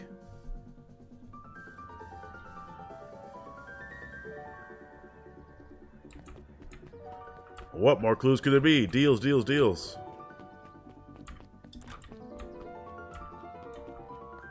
Telephone? Oh. Have you ever actually seen anyone use this thing? Besides Mr. Nuncreed? No. I don't know where that voice came from. Beck cupped her hands on the glass to peek inside. That's not a normal phone booth. It's got like a blinky keypad. Why would there be a blinky keypad? Creed's Nude Rug Store! I mean, Underground Secrets! The password! Opened the door, and they all squeezed in. Wait, that does actually make sense. Oh my goodness. Alright, let's see here. Cracked his knuckles and entered the letters into the keypad. Underground. Secrets. Sounds like that did something. Great. Now what? I guess we... Oh. The inside of the phone booth dropped loose from its shell. Do we die again? Without even the space to panic, they closed their eyes, held their breath, and accepted their fate. Spontaneous death of children. Suddenly, the chaotic descent slowed to an effortless landing. It was unclear where they ended up, but at least it was solid ground. Oh shit. The air was stagnant and smelled vaguely of chlorine. I knew it. You knew there was a secret hub full of strange tubes under the phone booth? Of course I did. Didn't I say that? No. I definitely thought it. Luke, could he remember when I said how cool it would be? If the trans-dimension... Oh, fuck, I missed the line. Rollo, one point or another, you said about every technology ever discussed in Hank Atomic. That's why I'm such a good predictor. Oh my god. I struggled. It looks like each of these has something written on them. Trash? This suit has a broken mask. So we found our mysterious warehouse creeper? Well, we at least found their hazmat suit. If it walks like Nuncreed and talks like Nuncreed, let's not jump to conclusions. Just saying.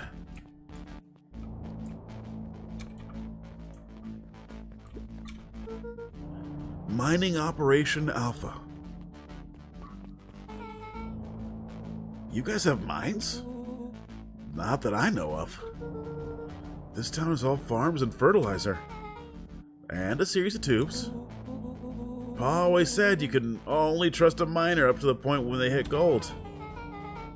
Not sure how that wisdom applies to this exact situation. That's the thing about Pa, you don't realize what he means until it's too late. Perennial Harvest main office. That's where my mom works. What does she do? Science stuff? Is she involved in all this? We just moved here. How could she be involved? True. Valentine Fertilizer Warehouse. Isn't that where you almost got snatched? Yeah. Why would Perennial Harvest have a tube going to the old Valentine place? This is starting to feel like something big. Oh. That's a lot of buttons. Just start smashing them. Just start gorilla handing the keyboard, I swear. Stand aside, Earthlings. I've read enough Hank Atomic to know my way around sci-fi tech. Willow's hands hovered over the field of blinking buttons. Eeny, meeny, miny.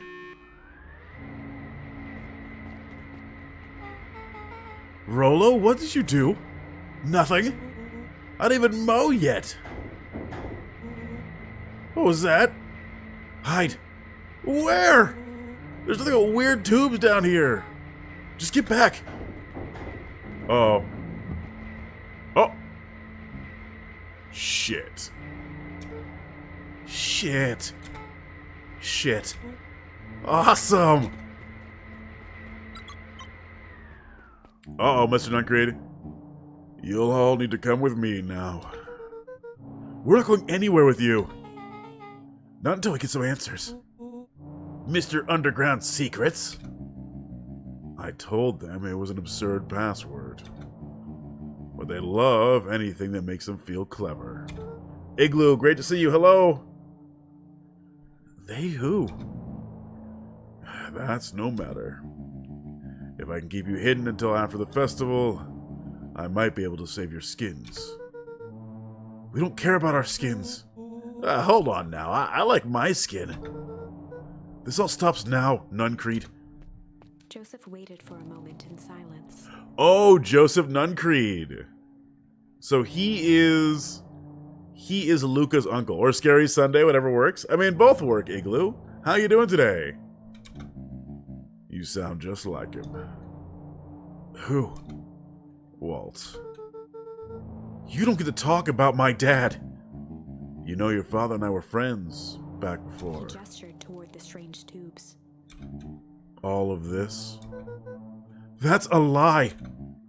It's true. I used to bounce you on my knee. Couple of errands to run? I understand that one.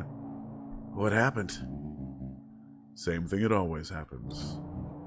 Reality, complications, life. We were a team, Walt and I. An idealistic doctor and a bright-eyed pharmacist. Hell-bent on helping folk. So you were his sidekick? No. We were partners. He helped the patients, and I helped him. Yep, totally sidekick. Nuncreed let out a growl of a sigh. Luca, I need you to know this. I need someone to know this. One day, Sharper Valentine comes to us. Says he got an opportunity. He found something he didn't quite understand. And he was willing to pay us both handsomely to help him understand it. My dad said no. Your father and I both believed in helping people. But the thing I could never get him to understand was, it's a lot easier to help yourself, or help others, if you help yourself now and then. Classic sidekick to villain plotline. Walt loved being righteous, almost more than he loved his family. He was wrong about one thing, though. When he begged me not to take Valentine's offer, he said, Joseph, if a person says yes one time to Sharper Valentine, he'll make sure they keep on saying yes to him until the day he's dead and gone. He shook his head wistfully. Sharper's long gone, but he still got me saying yes. Is there a point to this sob story? Not really. No. Just an old man trying to delay what needs doing. Nuncreed took a menacing step towards the children. I tried to keep you safe. I tried to keep you and Juniper out of this. But you forced my hand. Luca began to laugh. What? You really don't know. My gran isn't out of this. She's been scheming right under your nose. Juniper? Seems like she's planning on crashing the town's party. She's going to disrupt the festival? Why would she? Color drained from Nuncreed's face. How does she know? Apparently, she knows a lot of things. What? Let's just say this isn't the only underground lair we busted into today. And honestly, hers is way cooler. She's got maps and explosives with bad intentions, big man. Nuncreed grabbed Luca by the shoulders. Oh, Jesus Christ. His eyes were frantic. Don't touch me. Don't touch me in the no-no space, please. You need to tell me what she's doing right now. She doesn't understand what it is she's messing with. Tell me now. She's in danger, boy. I don't know. She's a map with marks on the fountain in town square. The fountain. But why A would... jolt of realization struck Mr. Nuncreed. She knows about the source? What the heck is the source? If she tries to destroy the source, it could catalyze it. Dear God. She's gonna freeze us all.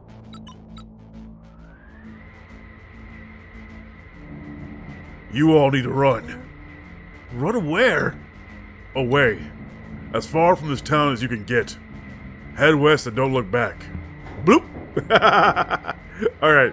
Sorry, there's something funny about him just jumping into a tube. That did not go how I expected. So, we're totally following him, right? Totally. See you on the other side. Bloop. You good?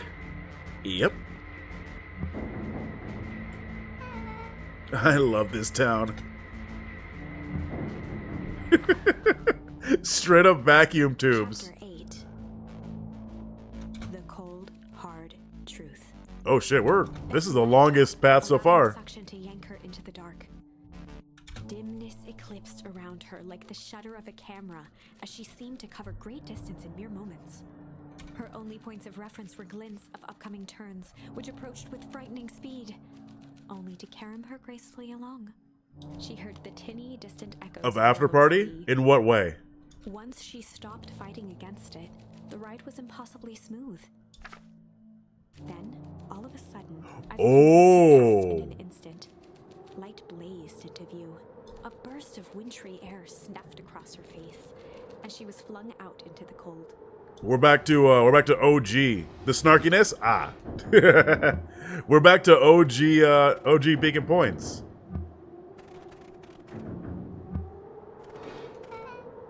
That was intense. Yeah. I think I might have parted with some fluids in there. Any idea where we are? Somewhere cold? Doesn't look like it got on any of us. Doesn't feel like we traveled that far. So where did it all go? This place sucks. Why would anyone want to be blown something up out here? Only one way to find out, I suppose. We're gonna catch up with Mr. Nuncreed. I bet he went this way.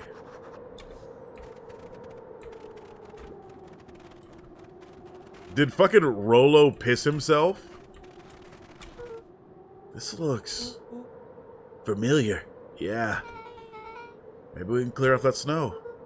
No time. Mr. Nuncreed's getting away. Alright, so we're not even gonna bother about that.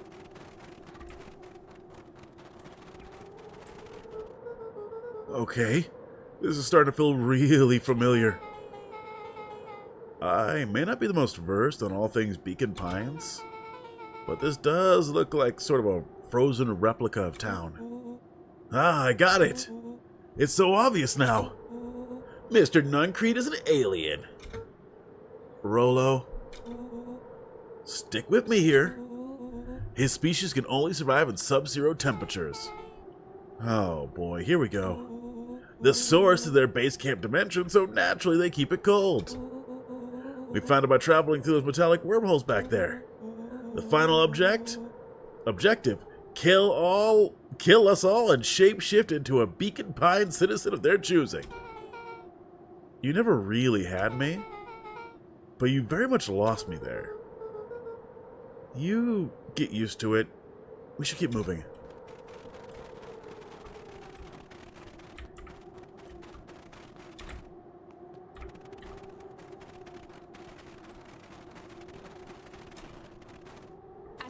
Oh shit! Gran, no! Mr. Nuncreed inching cautiously toward a pit at its center. Gran, no! He held his arms out gingerly, as if approaching a beast in the wild. Upon closing the distance, Luca recognized what Nuncreed was after. Gran stood confidently at the edge, one arm outstretched over the abyss. Why did she have a mysterious torch, though? Nearby, a wheelbarrow had been emptied out. Oh. She held a lit torch, which flickered in the bitter wind. She emptied out a bunch of gunpowder on that thing. Oh boy.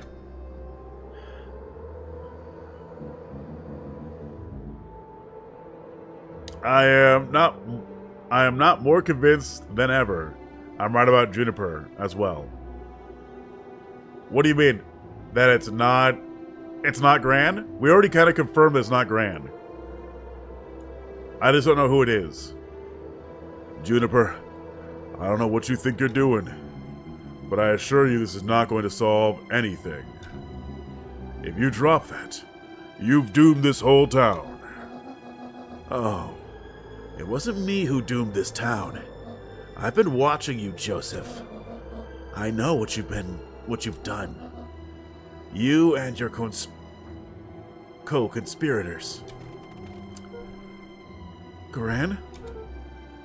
What's happening? Luca, you and your friends need to leave. Right this moment. Mr. Nuncreed turned back toward the kids, desperation in his eyes. Listen to your grandma, Luca. This is between me and Juniper. Rowanback held steadfast in awe. Luca approached closer. Mr. Nuncreed spun back toward Gran, his voice growing louder. You got it all wrong, Juniper. Just hand her the torch. You don't understand what you're doing. How could I possibly trust you to do the right thing? Walt told me everything. He trusted you, and you betrayed that trust. Luca, did you know that this man's entire life is a lie? If it weren't for him, your father might still be alive. Mr. Nuncreed winced with Oh anguish. shit. You might be right, Vandal. His voice hardened. You might be right. That's not true. They both now yelled, not to each other, but at fate itself, making their peace with long-held burdens.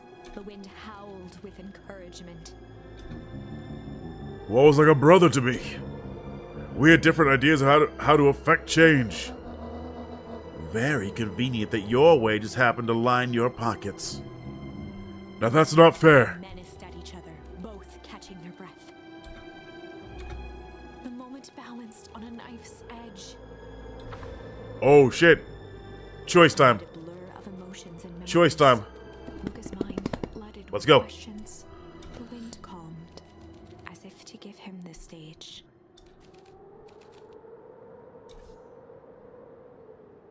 Weep? Weep or hum? Weep or hum? I don't know why they gave me hum. I think hum might be the positive choice here.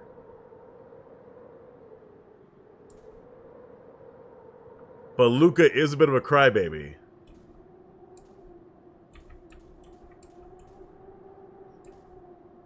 Weep? Hey, Rena Redhead. I'm leaning towards Weep as well. But I don't think that's going to make this better. Fuck it. We're going the Weep route. We're going crybaby route. He began to weep. Oh god, I'm still choking up. It Allergies was kicking my ass. just too much. Falling to his knees, Luca whimpered softly.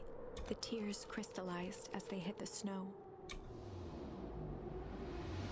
Gran stared at Luca for a moment with warm sympathy, remembering why this was all necessary. It'll all make sense soon, Luca. Then things can go back to normal. I He promise. stiffened up and brandished the torch at Mr. Nuncreed. We might have killed ourselves. You can't hide behind those people any longer, Joseph. Once their precious source is destroyed, we'll see where their loyalties lie. Juniper, don't! Ignoring his final plea, Gran flung the torch into the deep darkness. She smiled and exhaled in relief. Mr. Nuncreed moaned in resignation. I think we just killed ourselves again. The torch echoed as it ricocheted down the hole. We did just kill ourselves again. With a thunderous thud. See, Joseph, I've learned one of the most important lessons in life. If you want things to change, then you must be willing to Before Gran could finish, the ground blow shit shook up. her to silence.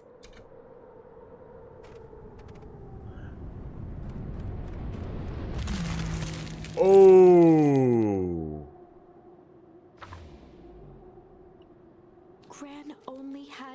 time to spin around and run to Luca. Vandale, this was a bad choice. Reno Redhead, why would you suggest this?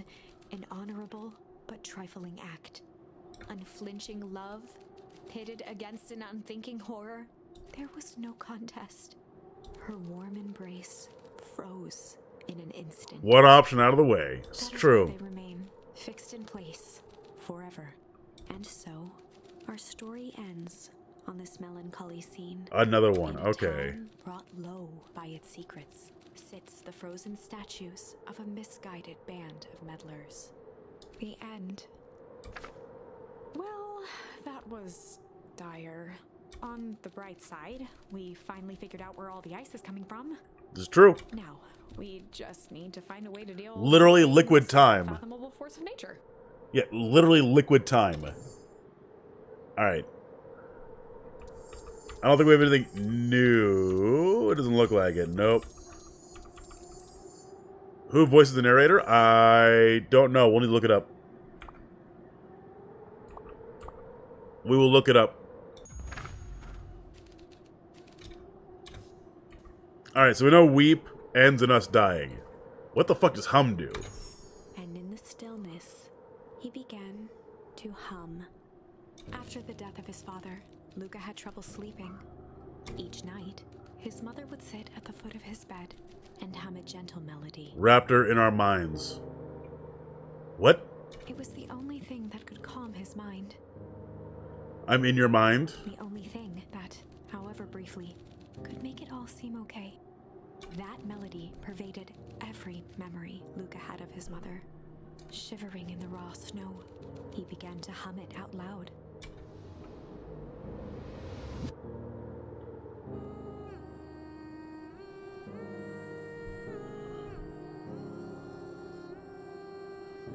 Failing at being silly? Impossible. I'm always silly. Me, I mean? Oh. Hatterhair, you are also always silly, and I appreciate it. Gran lowered the torch, listening closely. As recognition slowly set in, her heart sank. Those countless nights of consolation. The incomparable loss they shared together. She let the torch fall to the snow and sizzle out. A few steps toward Luca was all she could bear before dropping to the snow herself. Through a flood of tears, she began to hum along, note for note.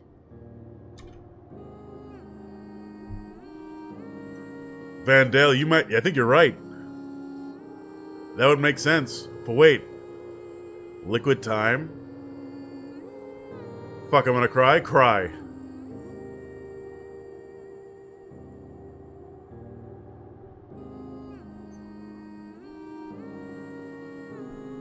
Luca lifted his head in astonishment. The last time he heard that melody was the last night he saw his mother. How do you know? I'm so sorry, little boy, little Buckaroo.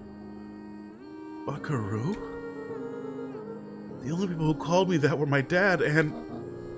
your mother. Luca blinked through blurry, watery eyes, trying to see more clearly. He could just make out the impression of a familiar face. He peered across the snowscape at the woman on her knees. Something about her was undeniably his mother, only smaller, older, changed. Mom? That's right, Buckaroo. Mom! Luca sprinted as fast as he could toward his mother. They held each other close, and the cold retreated from their bodies. Eleanor? I thought you were... gone. You should have known I would have never have abandoned my son. Eleanor looked down at Luca, tightening her embrace in an appeal for forgiveness. How? You're a smart man, Joseph. I thought you'd piece it together by now. You were exposed. Mom, I don't understand any of this. What happened to you? Where did you go? Why did you leave me? I never left you. I was always right here, Luca. Why did you lie to me? It tore me up, Luca, but I did it to keep you safe. I thought that getting answers would help us both move on. But the more I discovered, the more I realized the danger we were in. Until Perennial Harvest was stopped, it was better if everyone thought I was gone.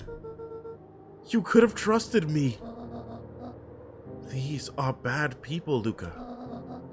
They wouldn't have stopped until they get what they want. And they don't care who gets hurt in the process. Then, what do? We have to stop them. Joseph slumped into the cold, wet snow. They can't be stopped. This is too big. I tried beating him at their own game. I'm done fighting fire with fire. For the first time in a long time, her voice felt like her own again. No more lies. I see now. There's a better way to stop Perennial Harvest. The cold, hard truth. Luca gazed down at Nuncreed with pity. He looked small. Joseph stared into the snow, as if searching it for answers. Come on, everyone. We have a party to crash. Get fucked, Nuncreed.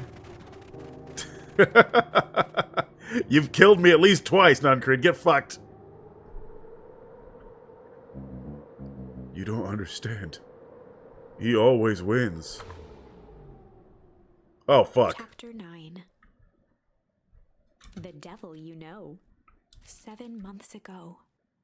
Eleanor Van Horn. Oh, we're going back in down time. The maze of sterile hallways under Perennial Harvest. She stopped in front of the large steel door marked Deep Engineering. No turning back now. She raised a trembling hand.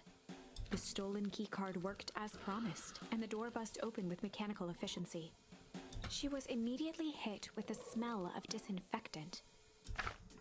It was some sort of laboratory. In one corner was a desk covered in papers.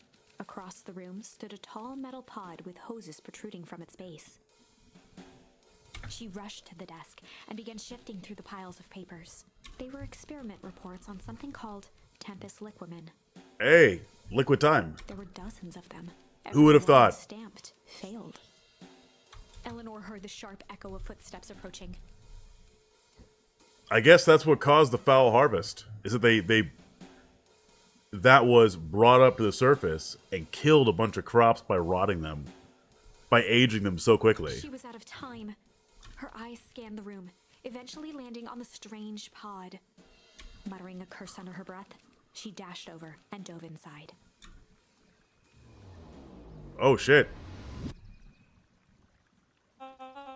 And that is what change is all about.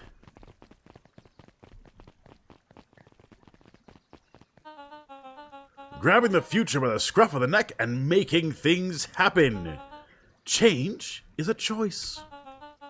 I'm tickled pink that we will all be making this choice together. How great is that? This man is a liar. Excuse me? I will not. This town has a dangerous secret, and Perennial Harvest only exists to keep it hidden. Nonsense.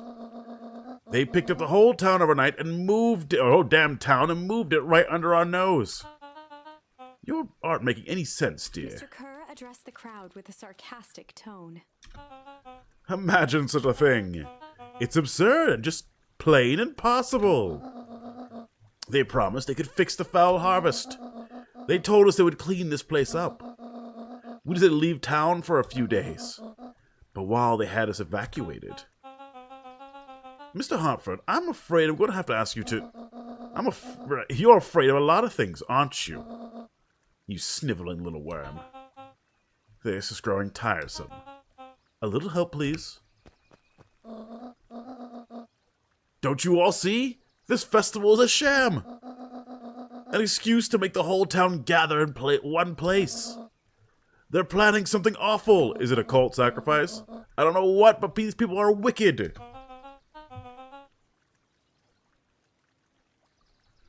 Don't listen to her. She has absolutely no proof. I am the proof. I am Eleanor von Horn. Whispers filtered through the crowd. Ooh. Well, aren't you just sneaky as the Dickens? We all knew Valentine's fertilizer was too good to be true. And now this whole town is paying the price. Ladies and gentlemen, I'm so sorry about this disruption. My associates will take this obviously disturbed woman somewhere comfortable so that she gets the help she needs. Oh. She's not the one who's disturbed. You two-timing clown. You all know there's something wrong with this town. It's just easier to look the other way. The truth is...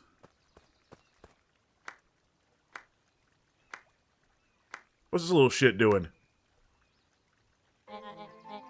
That's quite enough, Mr. Nuncreed. Torment dragged on Joseph Nuncreed's face. Who's this little shit? Why is he acting up?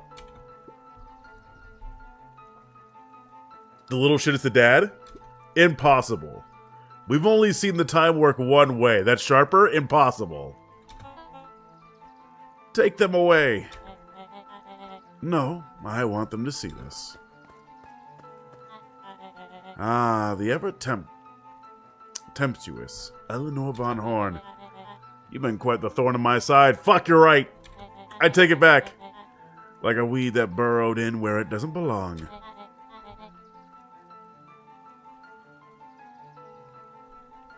Have fun fixing that, Dar.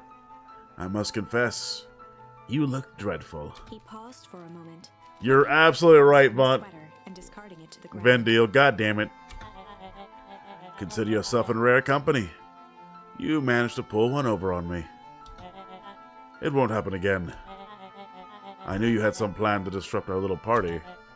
But alas, I expected something a bit more impressive than incoherent rambling.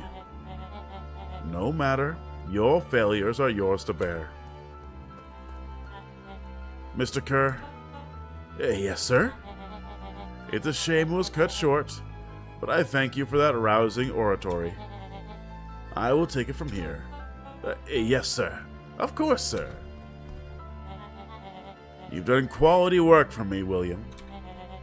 You can look forward to the recompense we agreed upon. Kerr gave a bow of deference. Founder, you are most gracious. Gasps rippled through the crowd.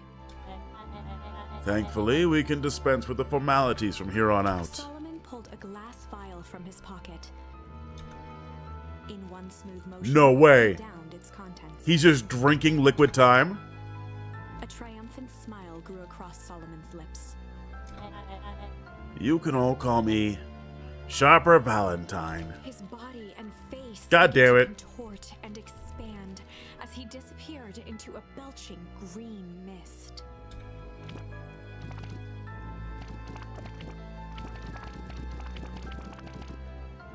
A hushed horror. Is he gonna, like, stand up in torn up clothes? It would make sense. Why is he in a suit? This is a story about change. What? No! Ah. So you didn't see that coming. Good. By the way, just so you can see what he looks like, let me move myself.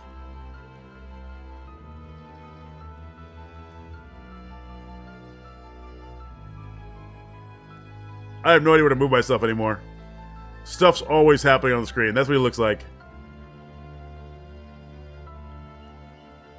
Maybe I should just make my camera smaller, so you guys never see me in the first place. So I'm unperceivable. Smarmy as hell? Yeah. Those eyebrows, too. Sharper examined his new hands. Wow.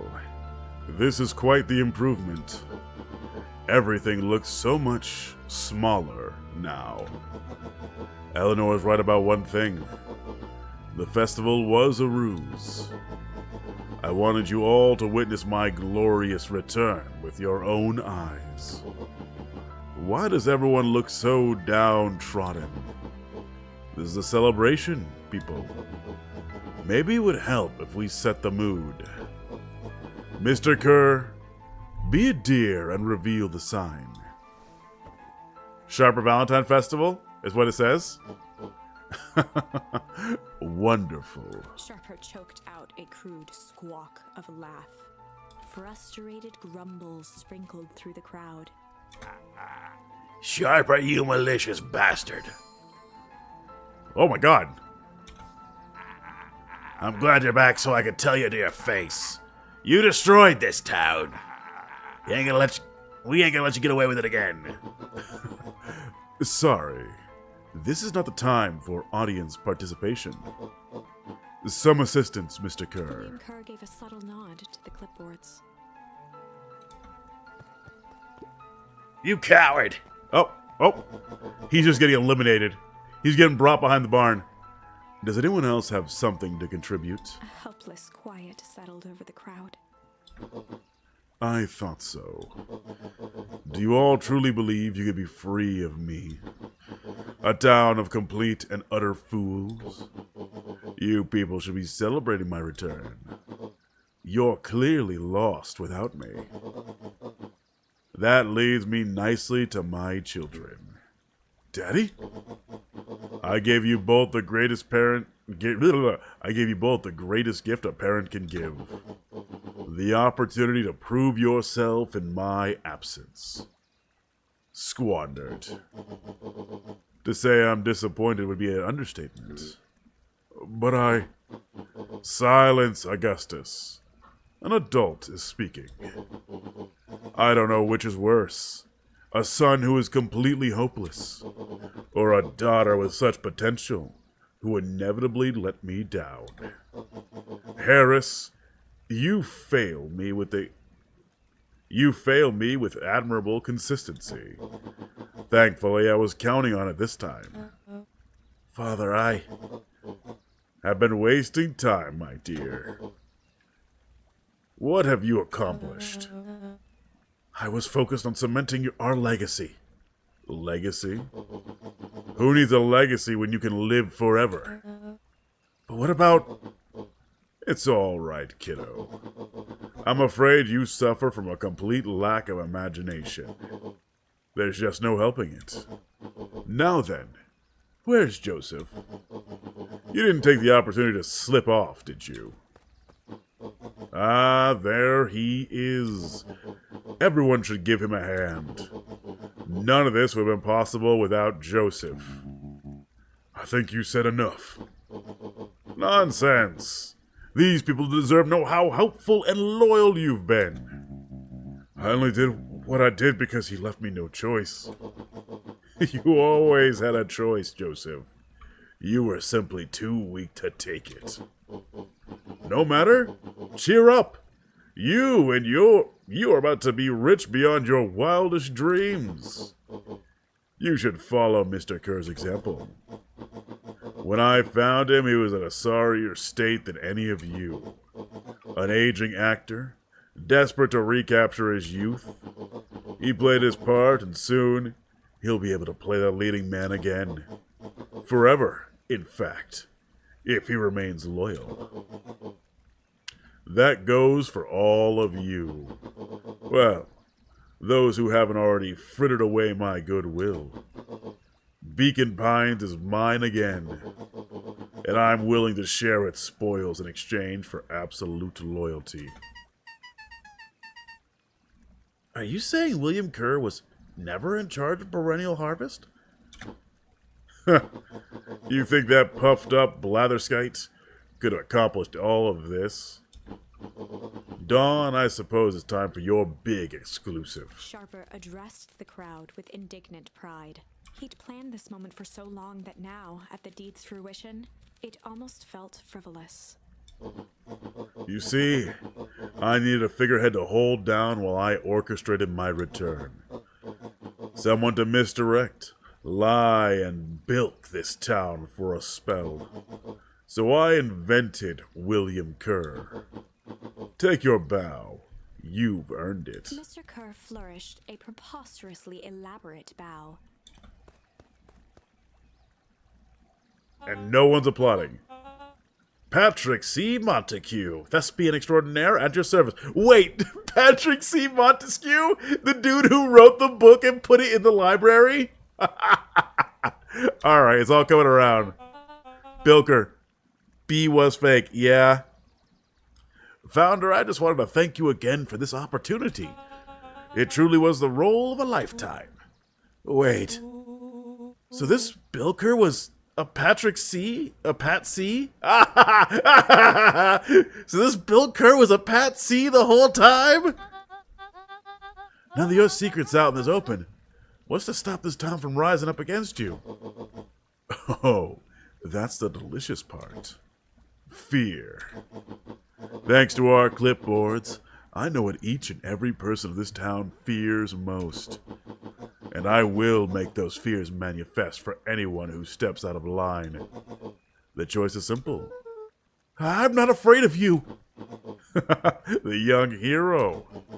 I kept a keen eye on you, boy. You and your friends made a habit of disrupting my plans. What a pity.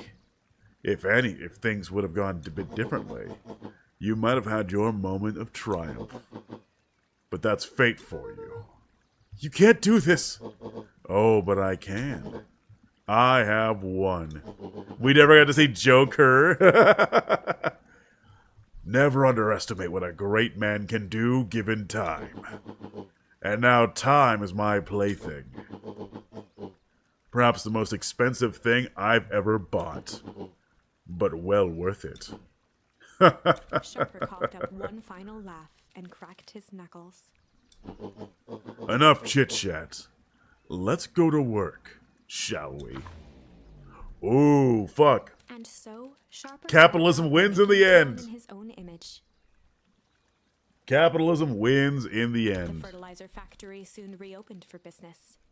Sales rose steadily as more and more farmers across the countryside began to swear by its miraculous. I don't think immortality protects him from bullets. This is true. Beacon Hill was famous, a secretive town that, for the right price, shared its gifts with all.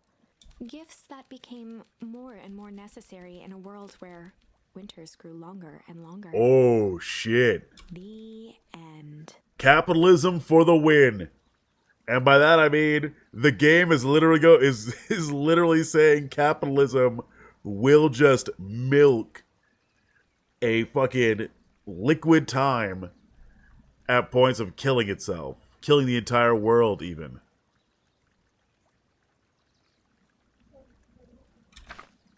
This is wrong, but things are becoming clearer now. Game is correct. Yep.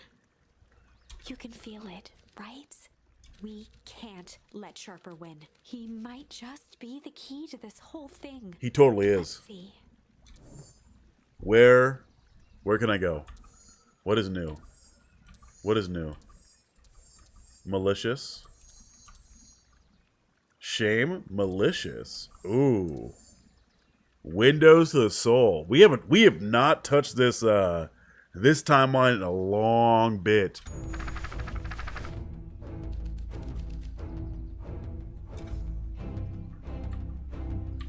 This is where we revealed our secret to Mr. Nuncreed. And he's trying to kidnap us. There was a malicious lurking behind those eyes. There was a malice. malice, lurking not behind malicious, those malice. eyes, like a trap ready to spring. Luca felt the weight of Nuncreed's hand on his shoulder. Something wasn't right. He didn't know why, but something was telling Luca to get out of there. I just want this all to be over. Of course, I'm sure it's all work out. I'm sure it'll all work out soon enough. How's she going? I told Roxy I'd check for Rollo at the Luca twisted treehouse. free of Nuncreed's grasp. Of course. Luca, you know your dad and I were good friends back in the day. You can come to me with anything. Anything at all. I don't think so. We have not touched this timeline in a long while. Game's correct? Game is correct. He looked down and muttered in a gruff voice. Mom always told me my problems would look smaller once I grew up. But my problems always seem to grow right alongside me. I said, there's big trouble ahead. Hey, buddy. I can't talk to him. Alright, looks like we're in the end game now, boys.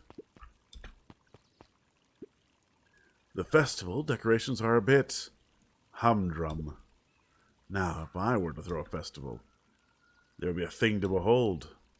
I agree. This is all more than a little sad. It's worse than sad. It's boring. What if we did a little something to spice things up? I'm listening. We know the festival sign's waiting to be unveiled. It'd be a shame if The someone... two scurried off, eagerly formulating a plan.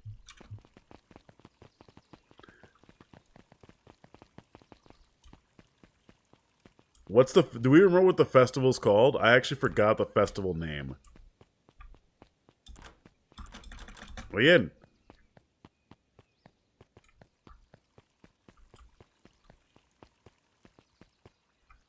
Oh. There's Beck's mom.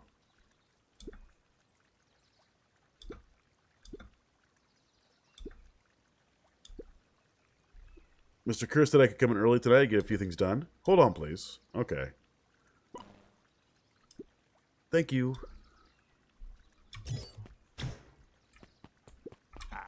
Wow. You could have got a wrench to the noggin sneaking up on a guy like that. Don't scare a man while he's junking, Sonny. Evening, Jeff. Jeff? It's kind of late to be junking. I thought as well the same thing as you. Find anything good? Ever since perennial harvest moved in, even the junk is trash. You can learn a thing by looking at about what people throw away. With this bunch, it's all shredded paper and coffee cups. Well, I better get going. I didn't see nothing if you didn't see nothing. See what? Exactly. Jeff is fucking pro shoplifting. Holy shit. Based game.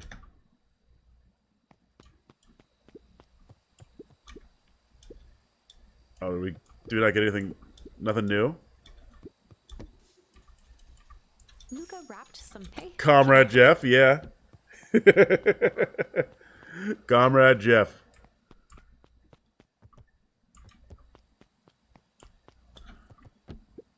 Rolo? He aired a long holler into the woods. Went AFK bit, what's going on? Turns out that this is all a big plan set up by capitalism in order to maintain its power forever via liquid time. Also, don't blow it up because it will just absorb heat and energy from the ambient area and just cause a flash freeze across the entire globe. Rolo! Rolo, where are you? I hope you're okay. Luca felt his eyes getting heavy and plopped into the beanbag. He conceded to its lumpy embrace.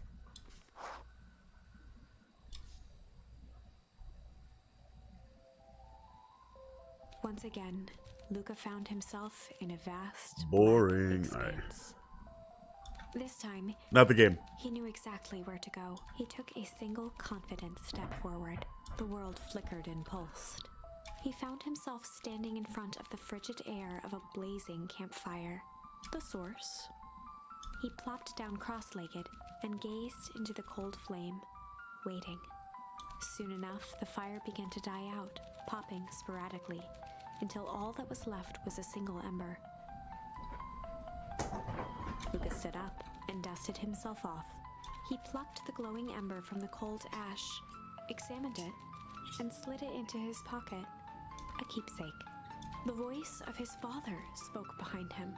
"You made me proud, Buckaroo." Luca turned to face him. "Dad, what is this place?" So what is it? A warm grin grew across his father's face. "A place where everything that has been and everything that could be all wait together." Luca's just a prophet. He's able to see into the future. He found himself staring at his father's face, trying as hard as he could to memorize every single detail. Wait? For what? Another voice spoke out as Luca's doppelganger stepped forward. That's up to you. Without knowing why, Luca began to weep. Is any of this real? Are you real? I'm starting to think yes. Luca's father bent down to smudge away a tear. Of course. Oh, see? I'm as real as the part of you that misses me. Luca turned to look at the older version of himself. I'm definitely getting it. It's really cute. I would say it's worth it to play through at least once. The horror aspect has slightly started to diminish, but cozy horror is definitely what it's called. The doppelganger choked back tears. I'm as real as the part of you that's angry he's gone. Does that make sense? Through his tears, Luca laughed. I think so. His father pulled him in for an embrace. Time to go, buckaroo. Luca was startled from his dream by Ooh. a banging on the floor. Are you in there? A commanding voice rumbled from below. Just as Luca sprang to lock the entry hatch, the door knocked open. Oh, shit. Chapter 5. Dangers big and small. Luca stumbled back. He heard the rope ladder creak under significant weight. Oh, shit. Keeping his eyes fixed on the hatch, he inched backward to the balcony. As his hand grasped the door handle, Luca froze. A large figure clumsily wriggled up through the hole. Oh, my God. Stop right there. Or I'll... Sheesh, I know it's dark and all, but I figured you'd recognize me. Who are you? The large figure cocked its head inquisitively. It's Rollo. Holy shit. Rollo aged up. Why did Iggy get ugly, but Rollo became fucking... became manly at this point? Stop or I'll clobber you with a baseball bat. Whoa, whoa, whoa. Take it easy. Luca, you need to get your eyes checked. It's me, Rollo. Nice try. I know you aren't Rollo. You're like one of his random uncles or something. Where is he? Uncle? Luca, quit messing around. It's me. If it's really you, prove it. Flamin' Chicken Koopa Luca. Luca's jaw dropped. He peered more closely at the man standing in front of him. Iggy got it unevenly, I guess. Something about him was undeniably Rollo. Is the fact he's a Maine Coon cat? He's an orange-haired Maine Coon Only cat? Bigger, older, changed. How? What happened to you? When I was running away, I ran into more people in those suits. They grabbed me and dragged me away. Where did they take you? Don't know. Threw a bag over my head. It was cold and smelled like a swimming pool. I think it was an underground lab or something. They made me all big. Look. Rollo proudly presented his hands to Luca. Pretty sweet, right? I mean, it wouldn't be my first pick for a superpower, but beggars can't be choosers. Rollo, it isn't just your hands. My feet too? Dang, Pa just made me new shoes. Wait, Luca, why are you so small? Luca moved to the side and pointed Rollo to his reflection in the balcony window. What the? His hands shot up to his face. Holy Toledo! Rollo, what'd they do to you? They made me drink some sort of green crud? Ew. Actually, it wasn't too bad. It kind of tasted like licorice. I passed out and woke up like this. And then I sort of smashed open my cage and escaped. Whoa, you smashed open a cage? Kinda. At least I think I did. It's all a bit of a blur. They had you in a cage? Who are these people? I don't know who did this, but we're gonna fix it. Fix? This is awesome. Well, I'm glad you're safe. Luca, you don't need to worry about me. Sure, I got snatched, but look at it this way. I got snatched. I know where snatched people go. We may have finally have a lead on what happened to your family. But maybe you're right. But this all seems dangerous. Danger. Ha! Rollo shadowboxed a few jabs. I'll take them all on. Is Rollo just like superhuman now? Well, I guess super furry now? Hey, fellas. What's up? With a yelp, Rollo dove behind Luca. Wait, is this the same path? Where What's-Her-Nuts got splashed? Yeah, it is the same path. This is the tickle path. Okay. I was confused for a second.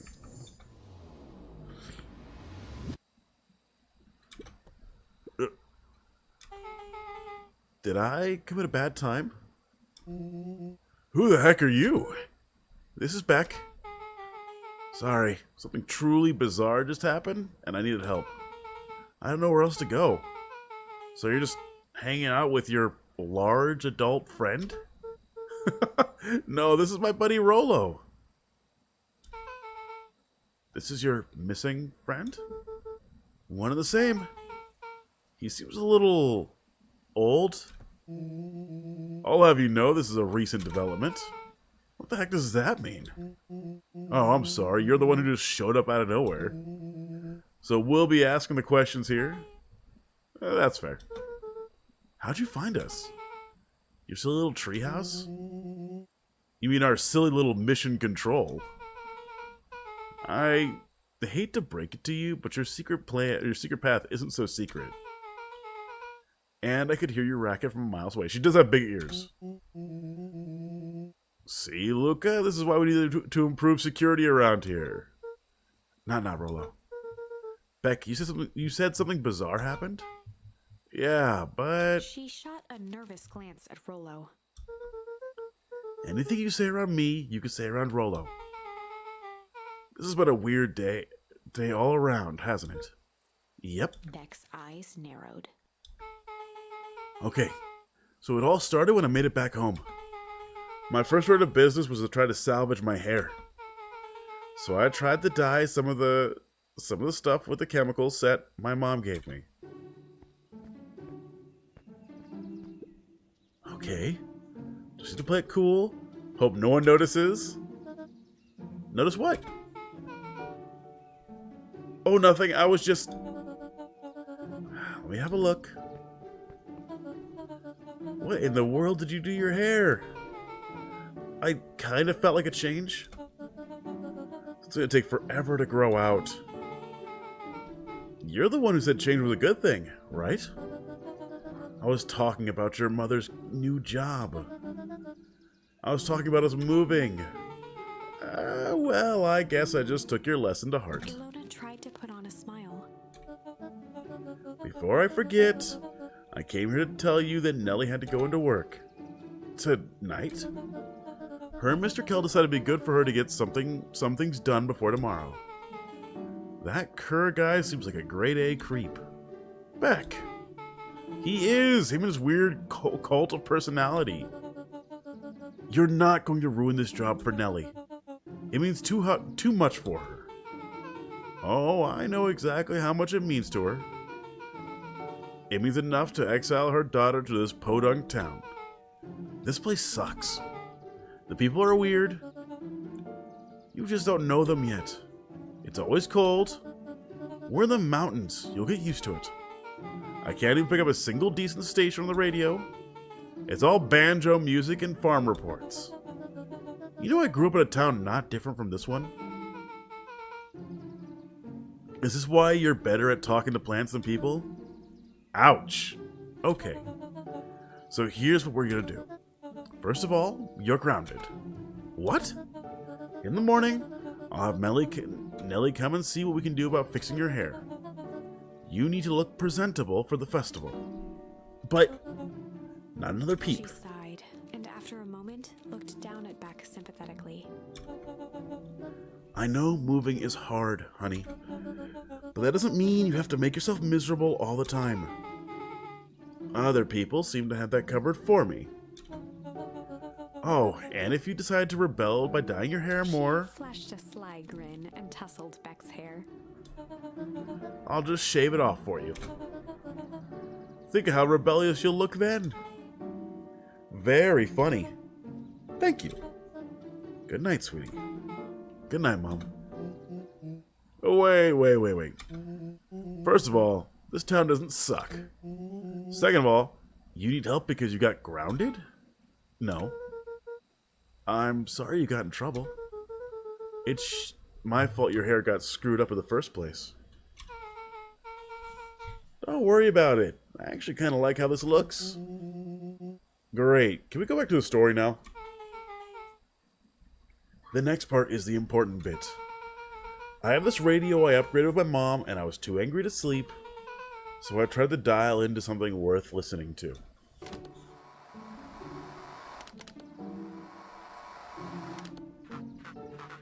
Mr. Kerr, are you there? Mr. Kerr? Yes, I'm busy. What is it? Apologies. I have the founder on the line. Patch him through immediately. One moment. Hello, sir. It's so nice to hear from you. Skip the pleasantries. What's your report on our new lead researcher of deep engineering? Neil Modwin seems to be integrating nicely. At this very moment, she's working to help us meet our deadline. She'd offered to work overtime before I even had a chance to suggest it. Excellent. And you have faith that she's capable of finishing the work left by her predecessor? Her work must be completed before the festival. I'll make sure she stays day and night until it's accomplished. Good. You know how I feel about loose ends. Yes, sir. Once she's finished the work, we need to make a determination regarding her long-term prospects in the company. Immediately, sir. I usually have more time to fully bring people into the fold. We're in the endgame, Bill. After your failure with Dr. Prescott, I can't afford to take any more risks. Of course, sir. No loose ends, sir. Once she's finished the work, she'll leave the office completely committed to perennial harvest, or she won't leave at all. Perfect. Sir, if I might suggest, maybe we should delay, just for a bit. Oh? We seem to be rushing to hit this festival deadline, and rushing into things has caused some issues in the past. I see. Please understand that I just want what's best for you. I'm eternally grateful for all that you've done for me. Bill, I'll make this very clear for you. I brought you in to make things run smoothly, not have opinions. Of course, sir. Chin up, Bill. You're only a few days away from having everything you ever dreamed of. Yes, sir. Thank you, sir. Whoa. Yeah? Just so we're clear, when they say loose ends, they're talking about murder, right? Like actually killing something. He's doing Black Flag again? Oh, yeah, he is. Yes. Yes. Absolutely. Why did I get a message?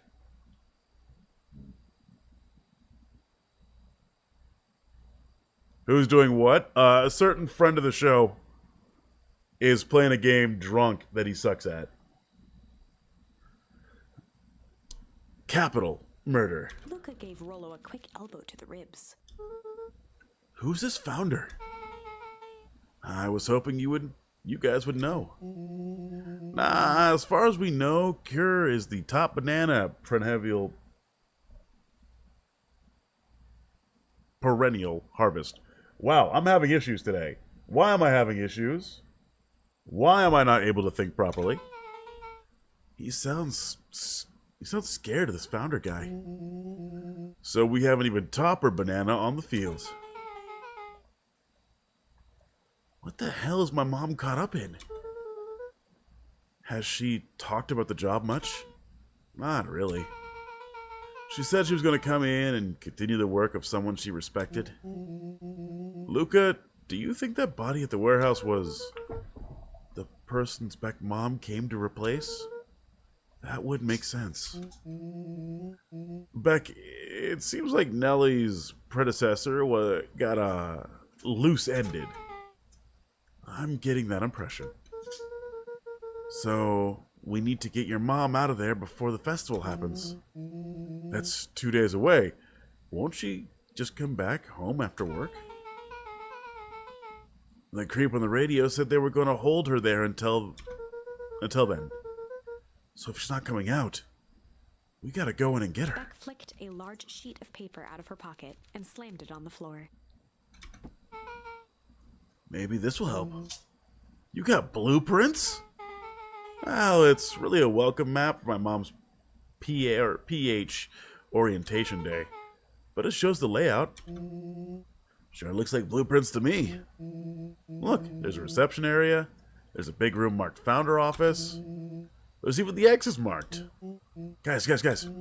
We have a deadline. We have an objective. We have blueprints.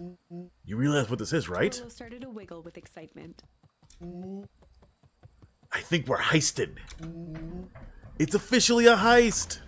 Chapter 6.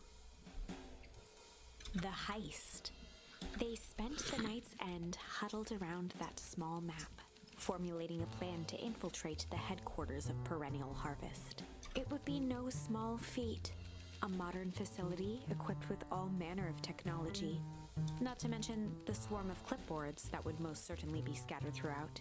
So if we fail, the world is taken over, and the agricultural industry is taken over by Perennial Harvest, and people need the miracle growth fertilizer that they present as the world is getting colder and colder, because they are specifically harvesting the source. Damn. You couldn't critique capitalism, even like anything like that, without a deep understanding of how this thing would work. This could just work. That is a deep cut at capitalism right there. Oh, and an eternal CEO. Forgot about that. Fucking Halcyon blood, whatever. Bloodthirst. Several hundreds years old and wanting to nuke people. They need to pull every resource at their disposal. Pull every favor with a thread. Even enlist some unsavory characters around town with important tasks only they were suited for. Luckily, there was enough ill will and mistrust. Dr. Edwin House? Yeah, pretty much. That alliances could be found at a bargain. Luca back Doctor, yeah. Their eyes as they exited the treehouse. They hadn't slept at all that night. Oh, why am I tired? No time. I want more coffee. The festival was to begin in 1 day, and they each had their assignments. All right, quick recap. Rolo, you're going to talk to Roxy. Cordially. Without her in fits, this whole thing's going to go bust. And only one true ending? Yeah. Me, Cordial, is my middle name. Uh-huh. And how do you plan to explain your new... vaguely at Rolo's sizable figure. circumstances? Bah, she'd be so happy. I'm alive, she wouldn't even notice. Beck snorted an involuntary giggle. Beck, you're sure Ilona won't just shoot this whole thing down when she hears it? She'll listen.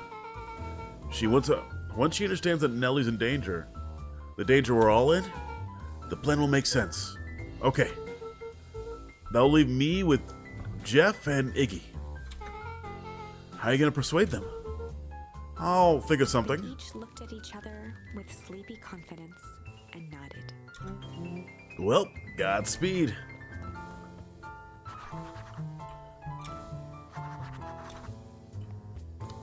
I think I've gotten quite a few endings so far. I don't know if I'll get all 13. But I got quite a few.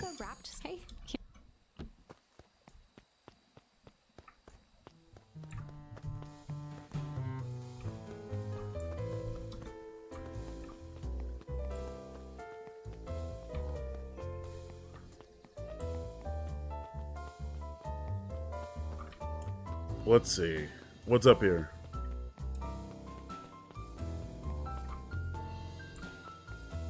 Still no, I can't do anything here at the grave. Well, we know the tree is fake. We know this is a fake graveyard.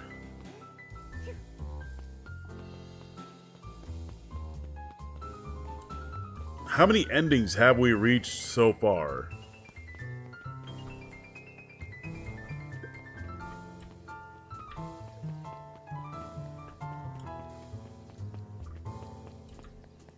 I have no idea where anybody is. Oh, hey. I can't even talk to her. I have to go get Iggy and Jeff. Question is, where is Jeff?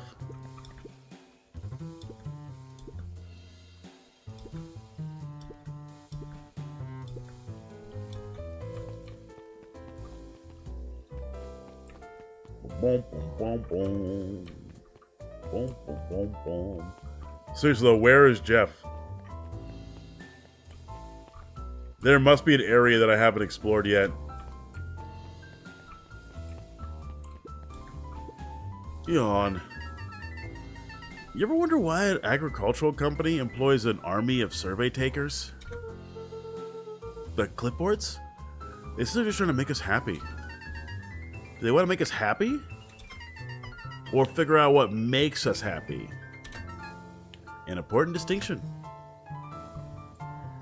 Dawn, one of the best characters still. I wish Dawn would join us in our little escapades. I don't think she will, though. Oh, there's Jeff. Hey, Jeff. What can I do for you? Well, I was wondering how much you... I know how much you hate Perennial Harvest. Hate's a strong word. Oh, I'm sorry, I mean... I didn't say it was a wrong word. Gotcha. So we're gonna break into the headquarters, and I thought you might be able to help. Jeff wheezed out a long snicker. Yeah. You see, I knew you kid were all right. Great, so you'll help? The joy in Jeff's face drained instantly. Not a chance. But... Give me one good reason why I should risk my hide aiding and abetting you rascals. Looking into the sullen eyes of his would-be accomplice, Luca blurted out the first word that came to mind. Junk? Shit? Hide? Shit? Fight? Crooked? Junk. Junk? Yeah, what of it? Sonny, I got more junk than King has copper. Ain't interested. Oh, shit. Luca wasn't ready. He shouted out again. Hide? Hide! His brow perked up. What'd you say? Go ahead and hide then. Sensing some traction, Luca carried on with vigor. Let a bunch of kids do what needs to be done. We're not afraid. Jeff's scowl faded with a sigh. Say what you will about old Jeff, and they all do. But you never hear him say I'd hide from nothing. One good stomp of the foot was all Jeff needed to drive his point home. What was it you kids needed? Some sort of disguise? I've got just a thing. And while we're at it, that crate should come in handy. That ain't gonna be free, you know. I'm thinking 5 bags of sour gobs will cover it. Put it on my tab? Offered out his open hand to seal the deal. With a firm and dusty grip, Jeff reciprocated. Done. So my first thing in the morning. Hey, that was easy. That's the first one. It's gonna be harder to convince Iggy, I would assume.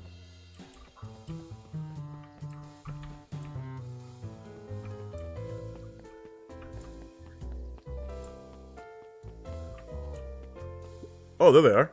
I was prepared to do more traveling. Hey, Tish. Look who it is. Luke, are you here to try to tickle us to death again? Look, just hear me out. Iggy raised an eyebrow suspiciously. We're listening. Iggy, I know you're both been a giant bags of shit to each other. Iggy gave a reluctant shrug. You're not wrong. But lately, life's been kinda strange, you know? Iggy considered the point. Things have been weird around here. So I'm offering a truce, and I'm asking for your help. What do you say we break our hostilities, at least for now? We do like breaking things, even if truth means less breaking things. What if I told you there was a way to have a truce and break stuff? Go on. I need you to cause a distraction so I can sneak into Perennial Harvest HQ. A wild-eyed grin spread across Iggy's face. My. Luca Von Horn. I'm impressed. And after all this is done, maybe you and Tish can come hang out in the treehouse sometime. Iggy glanced over to Tish, who nodded in agreement. Fine. Not because we want to see your crappy treehouse. We want to cause chaos. Nod, Luca was off.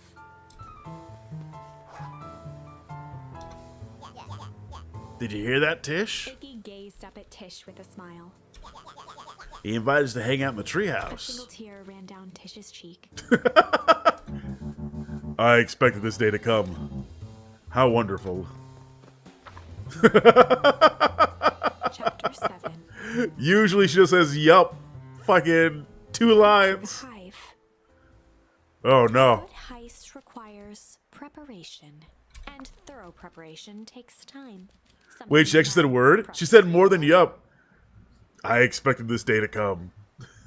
So far, everything How is- wonderful. Jeff, Iggy, and Tish all agreed to do their part.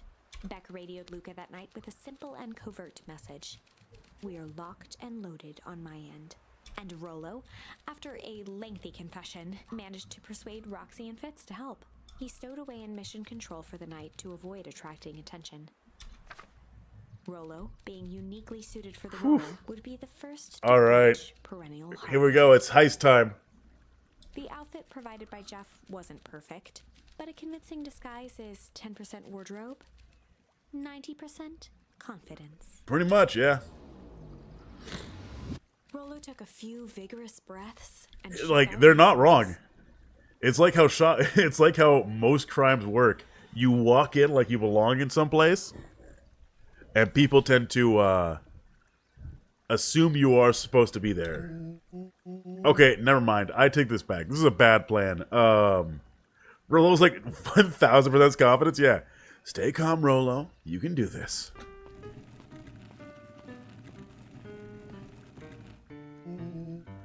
Got your delivery here. Delivery? I don't have any of my notes about delivery. One moment.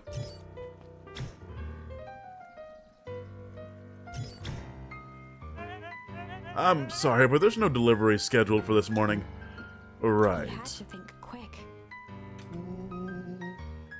That's because this goes directly to the founder.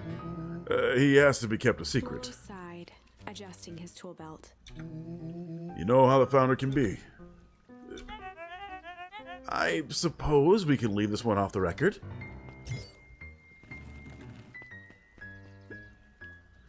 Our harvest awaits and With a such. stroke of his mustache, Rollo proceeded into the perennial Ah, shit. Rollo got us in easy. Package here for the founder. Oh, I didn't hear anything about... Yeah, this is a need-to-know kind of thing. I'll just check. He stammered and flipped through the pages of his clipboard. This goes directly to the founder. I don't have time to fill you in. Oh, I see. If you could just complete this form. Rollo interrupted with urgency in his voice. Every time with the forms. Look, if you want to explain to the founder why I'm late, well, it's your funeral. I'm sorry. What'd you say your name was again? I'm... Rollo panicked. Our harvest awaits. Sir? That's a restricted area? Oh no. Rollo, don't fuck us up. Ready to light the candle, Tish? Yup. Suck on this, perennial ham fist.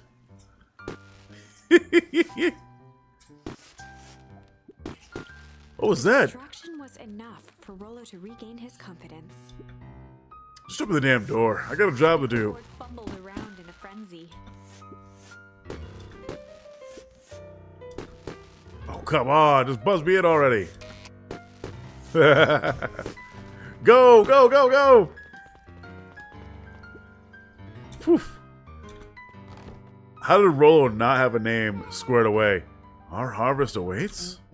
Hey, I figured, when in doubt, stick to the classics. Wow, that was a close one.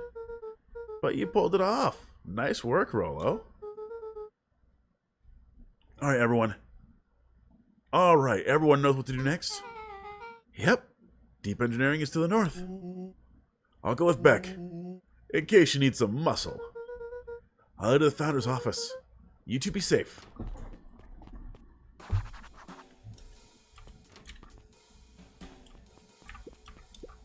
That's odd. There's not even any cups for water. Just an empty water, just a water jar. Oh god. It's a maze. Alright. Oh shit. Solomon? Stopped in his tracks. Luca, what are you doing here? It's a long story. Are you okay? A veneer of confusion flashed across Solomon's face. His words rushed out dramatically. No, I'm most certainly not okay. Some strange people grabbed me and... Were they in hazmat suits? Yes, how'd you know? They brought me here and locked me up.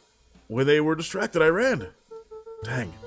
Okay, you should stick with me. We got a plan. Solomon's facade briefly faltered. We? Yeah, Rollo and Beck are heading to deep engineering. Thank heavens you found me. We need to get out of here. We can't leave just yet. But they'll catch us again. I gotta do something first.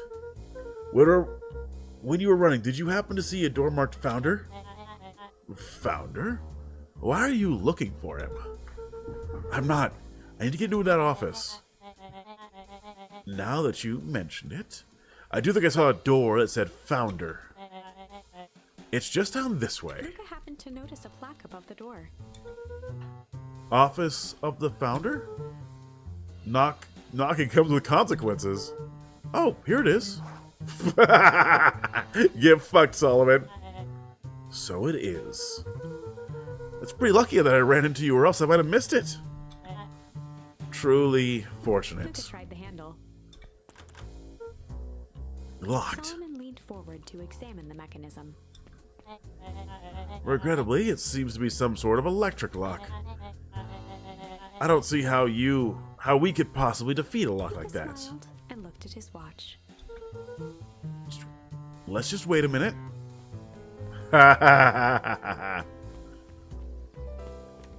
Oh god, Alani's just coming there with a shovel.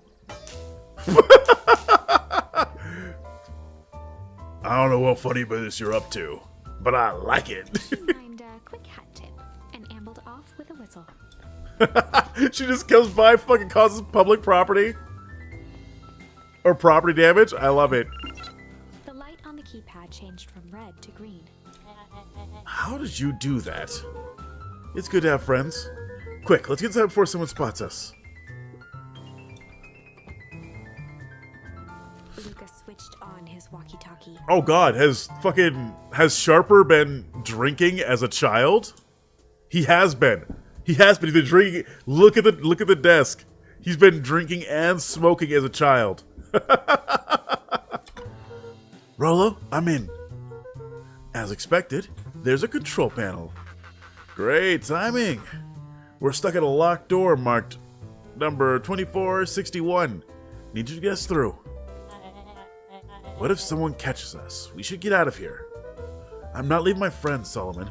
There's fucking books on the chair, yeah. A glowing cursor blinked in a password field. Surely you don't have a way to get around the password. Huh. Luca pecked out his best guess. Underground secrets. Oh no. The screen blinked. The underground secrets password worked. That's a fucking book. For a child who wants to live forever, he sure is destroying his young and malleable body. Yep. How did you just guess that? Oh, this is absurd password Roller heard when he was down here before.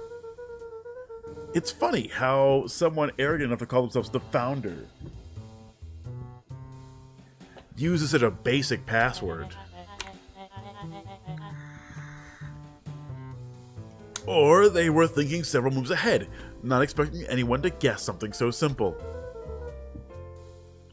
These villain types always end up outsmarting themselves. Solomon's jaw clenched into a half smile. Get fucked. Imagine he was using liquid time and just immediately developed lung cancer. Your power of deductions are as impressive as your luck. Luca quickly scanned the columns for number 24601. Sharper just catching strays, yep. Luca, I think this one should do it. Bingo bango, doors open. Luca, you never fail to impress. What is that slippery lout even doing down here? We have a friend whose mom is in trouble. We're here to get her out. I see. Okay, Luca, I think we're close. Next door's marked 1386. Once again, Luca scrutinized the numbers on the screen. In that moment of distraction, Solomon reached forward and pressed a large red button. Maybe this one opens the locks. Oh, fuck. We got played. Crap, we got company. Luca, must go faster. 1 second, I can't think with all this noise. He quickly skimmed the screen with his finger. Here it is. 1386. Go, go, go, go. Curse these fumbling hands. My apology, Luca. Don't beat yourself up. I know you're just trying to help. He's trying to fuck it up for everybody. I thought the clipboards had guns for a second there. Aw, man. No water cups. Rolo! That is such an odd thing that they don't have water cups. Rolo, are you okay? Rolo, come in! Mr. Kerr approached with a sneer and spoke into his walkie-talkie. You can turn off the alarms. They're With trapped. self-satisfaction, he called into the hallway. That, my dear, is a dead end. Nowhere to run. Rolo, where are you? Are you okay? Yeah, I think we lost them. Making our way back to Nellie's office. Okay, you two rabble-rousers are coming with us. Nope.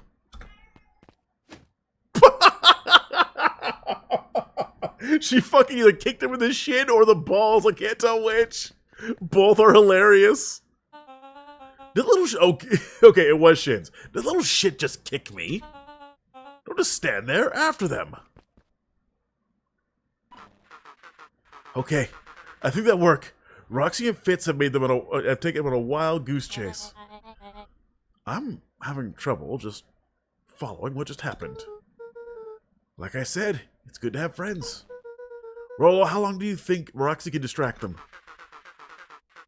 How long can Roxy keep someone so pissed off they can't see straight? Let's say we've got time. Punk uprising, yeah. Entering Nellie's office now. Mom! Oh, honey, what did you do to your hair? I thought you'd be happy. I finally used the Young Chemist Lab kit.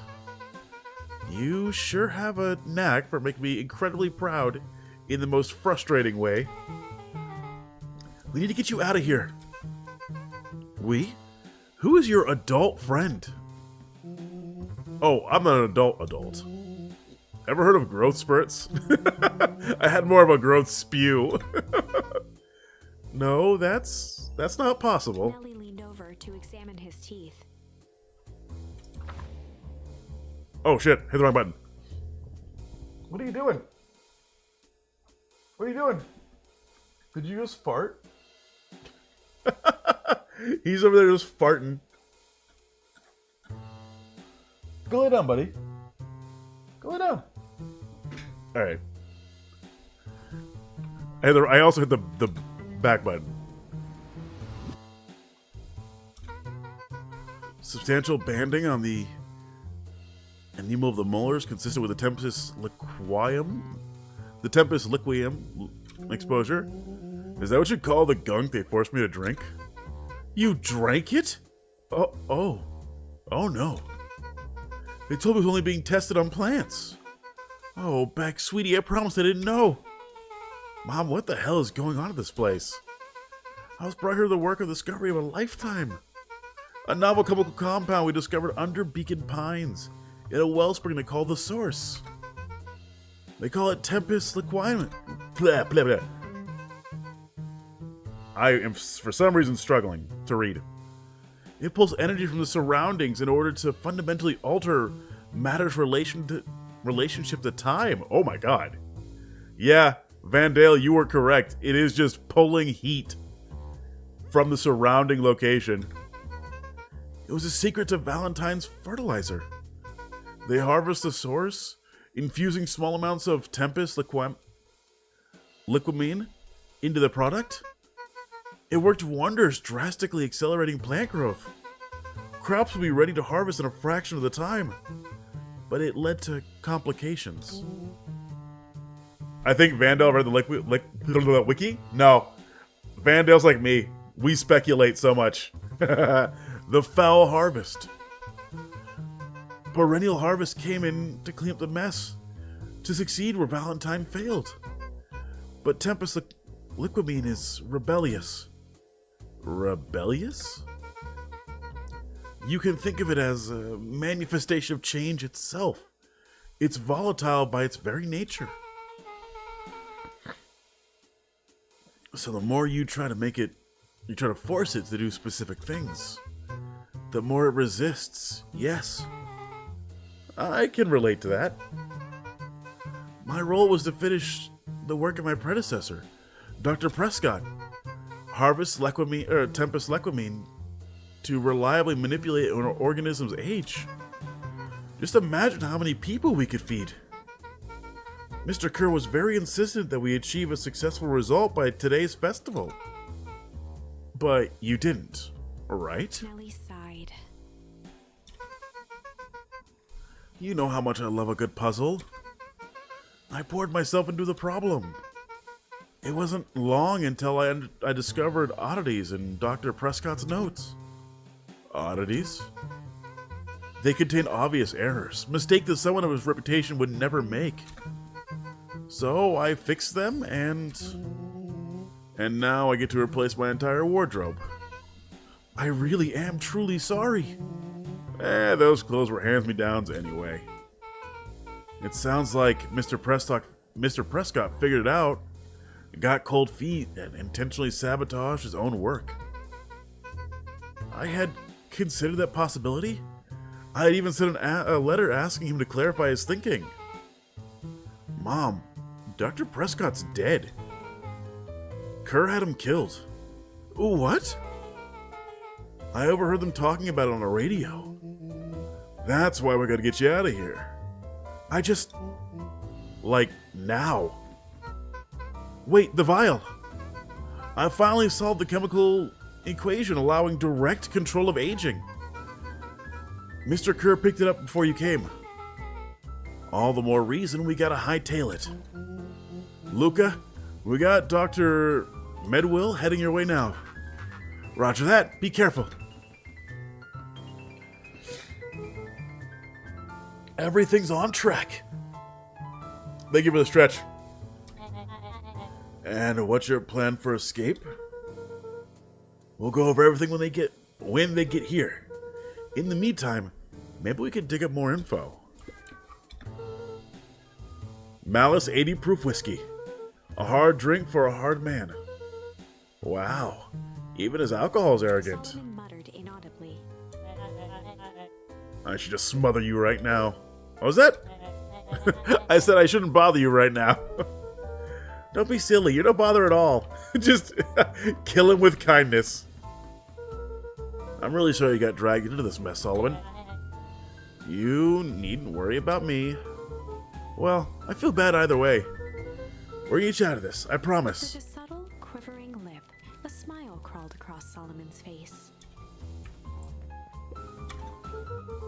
Let's see what else this bad boy has on it. Security systems, time card logs, payroll. You know, For being so evil, this guy is sure is boring. Solomon once again broke under his breath. Solomon's just catching strays. Luca tugged on each of the cabinets. Dang, this must be the good stuff. They're all locked. Perhaps he's not as careless as you suspected. That's what we're gonna fuck with his shit. It looks like the founder has helped Kerr plan the festival. Why would such a secretive leader be obsessed with a party? Only time will tell. Held his hand up to the ashtray. Still warm. So he has been smoking. Aging up immediately develops lung cancer. He must have been here recently. They heard the trampling of frantic footsteps from the hallway. Lock it, lock it, lock it. Locked. That was close. When we left Nellie's office, it was swarming with clipboards. We barely got away. Did they follow you? Uh-oh. Rollo. Before we started tossing blame around, it's possible someone ordered a pizza? We'd love to hear your thoughts. Definitely not a pizza. What now? Or what meow? Don't look at me, I'm officially retiring from the heisting business. We're so sorry for the inconvenience. We just have a few quick questions. Just let me think. Can someone watch the door? Of course. Everyone else huddle up. Oops! God damn it, Solomon. I think this little caper has gone on long enough. Solomon, no! Hush now, child. The adults are speaking. Dr. Medwell, a brief reintroduction is in order. We never met in person, but we have corresponded. You see, it was I who hired you. Solomon, the pathetic orphan child. The powerful and enigmatic founder. Sharper, the fallen progenitor who created this town. Perennial Harvest, Valentine Fertilizer, all connected by a single thread. Yours truly. But that's... Her eyes searched the floor in thought. Solomon watched eagerly, waiting for the flicker of epiphany. With a sickened look, she peered into his soul. Yes, now you've got it. Tempest, look of mine. You discovered how to reverse the process. Solomon clapped with genuine delight. Very good, Dr. Deadwill. Or Medwill, excuse me. Very good. Though the discovery wasn't intentional, Solomon glanced down, examining his youthful form. and the effects went a little too far for my taste. That's why you needed me to finish Dr. Prescott's work. Which you did, admirably. Mr. Kerr, the vial, please. Kerr presented it with a theatrical twirl of the hand. May I present you the eighth wonder of the... Before he could finish, Rollo snatched the vial from Kerr's palm. Fucking Rollo? Yeah, Rollo? Wow, this stuff's pretty valuable. Be careful, you fool. You have no idea what you have in your hand. Actually, we do. You just did a whole evil villain monologue thingy about it. Ah, shit, they have me they caught me monologuing. Gosh, maybe I'll have a taste. Tickled the vial mockingly. Seize him. Luca, over here. Move another inch and I'll smash She held it. tightly behind her back. Solomon sighed, speaking in crisp, measured syllables. You have no plan. I'll smash it, I swear. Fine. Risk killing us all. Or, if you're lucky, nothing happens. Then what? We capture you and gain you much less and grant you much less leniency. I can speak. And grant you much less leniency. He pursed his lips with feigned sincerity. But I give you my word, if you hand it over now, none of you will be harmed. A deep uncertainty washed over Beck. You're a smart girl, Beck. But there's no shame in being outwitted by someone smarter than you. We both know there's only one way to end She this. looked to Nellie shakily. With a dispirited nod, Nellie sighed in defeat. Beck slowly approached Solomon. That's a good girl. Beck, don't do it. We can't trust that jerk. I'm sorry. He's right. With apprehension, Beck conceded. Solomon pocketed the vial and brushed off his shoulder with a sharp flick. Fuck. Mr. Kerr, you've allowed yourself to be humiliated by a group of children. Report to my office tomorrow for a performance review. Blood drained from Kerr's face. Of course, sir. But first, you have a speech to make. Trot out there and give me the introduction I deserve. And don't forget to smile. Yes, sir. And to think, all of this was thanks to the effort of Mr. Van Horn. I don't understand. How is this all because of me? I said Mr. Van Horn. Silly child. Dr. Walt Van Horn. Your father has always been a thorn in my side. I offered him an opportunity to be a part of something great. But the fool was blinded by righteousness. He even broke into my laboratory in an attempt to sabotage my work. Solomon shook his head with gratification. Alright, I'm surprised. I'm surprised that fucking Walt wasn't in there trying to kill Solomon himself. But the universe has a funny way of correcting course. By meddling with forces he didn't understand, Walt showed me its true potential. Wait, you said Mr., but he's Doctor. They misunderstanding because you used the wrong honorific, dog, sir. Yeah, true. Welcome in, Laszlo. Great to see you. As fate would have it, Luca, your father's dying act was to grant me eternal life. A muffled applause resonated faintly through the walls. Well, that's my cue. After the festivities and my subsequent ascension, I will return to deal with all of you. Until then, I suggest use this time to reflect on the magnitude of your failure. You three, keep post outside the door.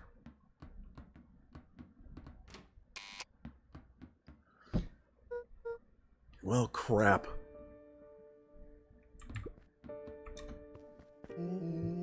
I can't believe Beck sold us out like that. Not sure she had any other choice. So, what now? What's the plan? I don't have one. Of course you do. You always have a plan.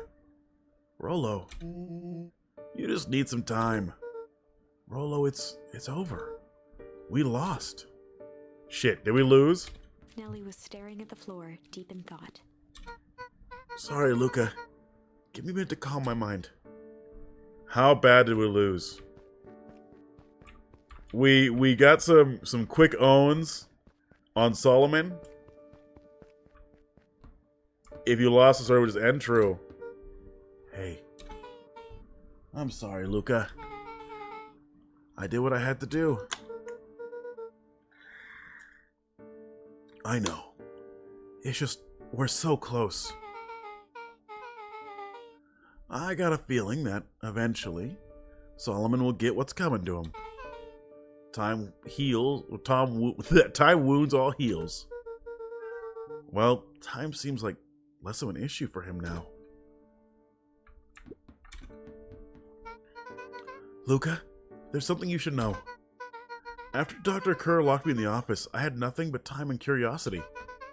I poked around a bit, hoping to find a means of escape, but I found something else. A note, hidden in a false drawer. What sort of note? Dr. Prescott must have sensed his time at Perennial Harvest was growing short. So, he left behind a letter, with the hopes that it would be found by his successor. It was a confession of sorts. He left it for me, but its contents... Luca, I think they were meant for you. What? What did it say? It's about an incident with your mother?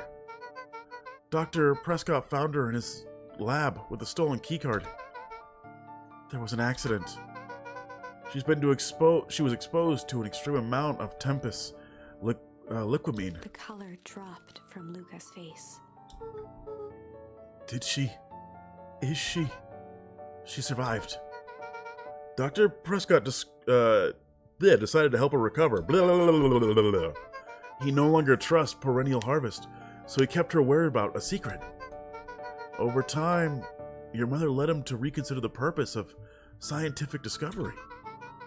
Science is often at a vanguard of change, but that doesn't mean it's always right. He realized that no one should have control over something as powerful as time itself. I now believe that's why he began to intentionally sabotage his own work. And it cost him his life.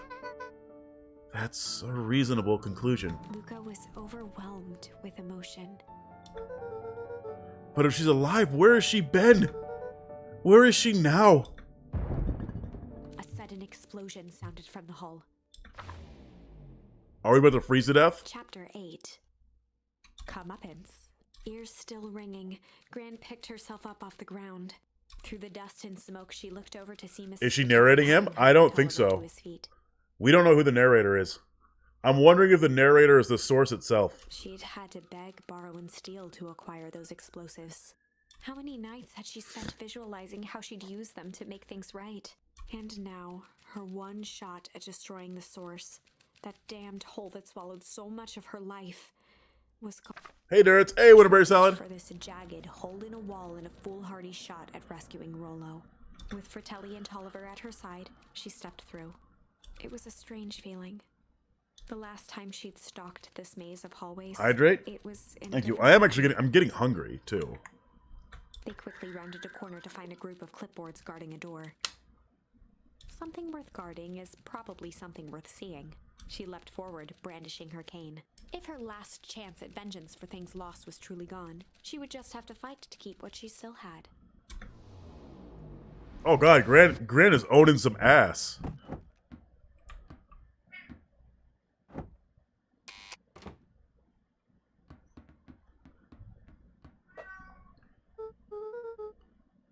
Sounds like you should add an eat a reward. I used to have a snack reward when I was getting unemployment because I would be able to get snacks. Not just hydrate. Gran, what are you doing here? Luca, what are you doing here? We're here to save Nellie. We're here to save Rollo. Hey, Miss Lucas Gran. That's awfully nice of you. But I'm fine. Oh, no. What did they... Gran, there's no time to explain. We have to go now. Your kitty? Yeah, he pooped. He's upset. He's upset that he pooped and I didn't immediately clean it. Right now. Chilling here before woke. This damn game's woke! With lesbians! Come on, everyone. We got a party to crash. They made their way out from deep within Perennial Harvest, just as Solomon finished. Father, I have shited. It stinks. Please clean it, Father. Thankfully, we can dispense the formalities from here on out. Solomon pulled a glass vial from his pocket. Oh, shit. We gotta stop him. In one smooth motion, he downed its contents. A triumphant smile grew across Solomon's lips. No! Well, I guess that's it. We lost. I wouldn't be so sure about that. Why? With a mischievous look, Beck elbowed Luca. Remember when I had the vial behind my back? I might have tweaked this wondrous potion with a little bit of... malice, change, junk. I might have tweaked his wonderful The old switcheroo. malice. Malice? The whiskey from his office? Yep, due to unfinished glass on his desk. Figured his growth juice could use a little hair of the dog. You can call me Sharper Valentine. His body and face began to contort and expand as he disappeared into a belching green mist. I'm assuming alcohol would make it way worse.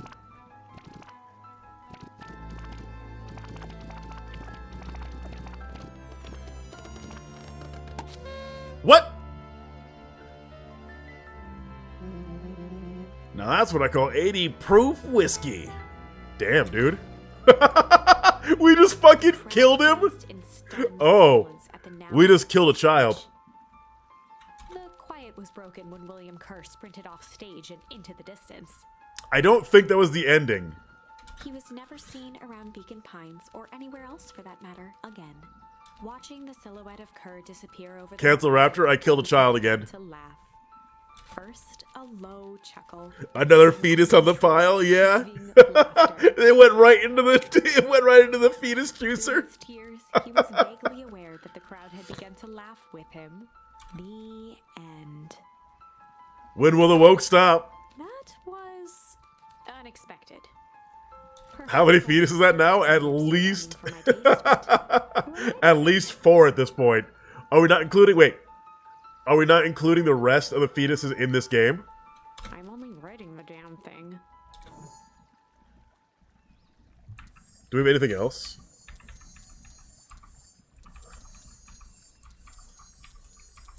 Alright, let's try junk. With a little bit of junk. I might have tweaked his wonder potion with a little junk.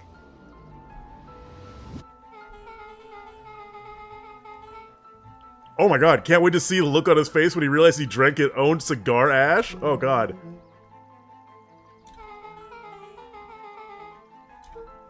Oh, that's sneaky. Well, that's a bad habit anyway. Insta-cancer!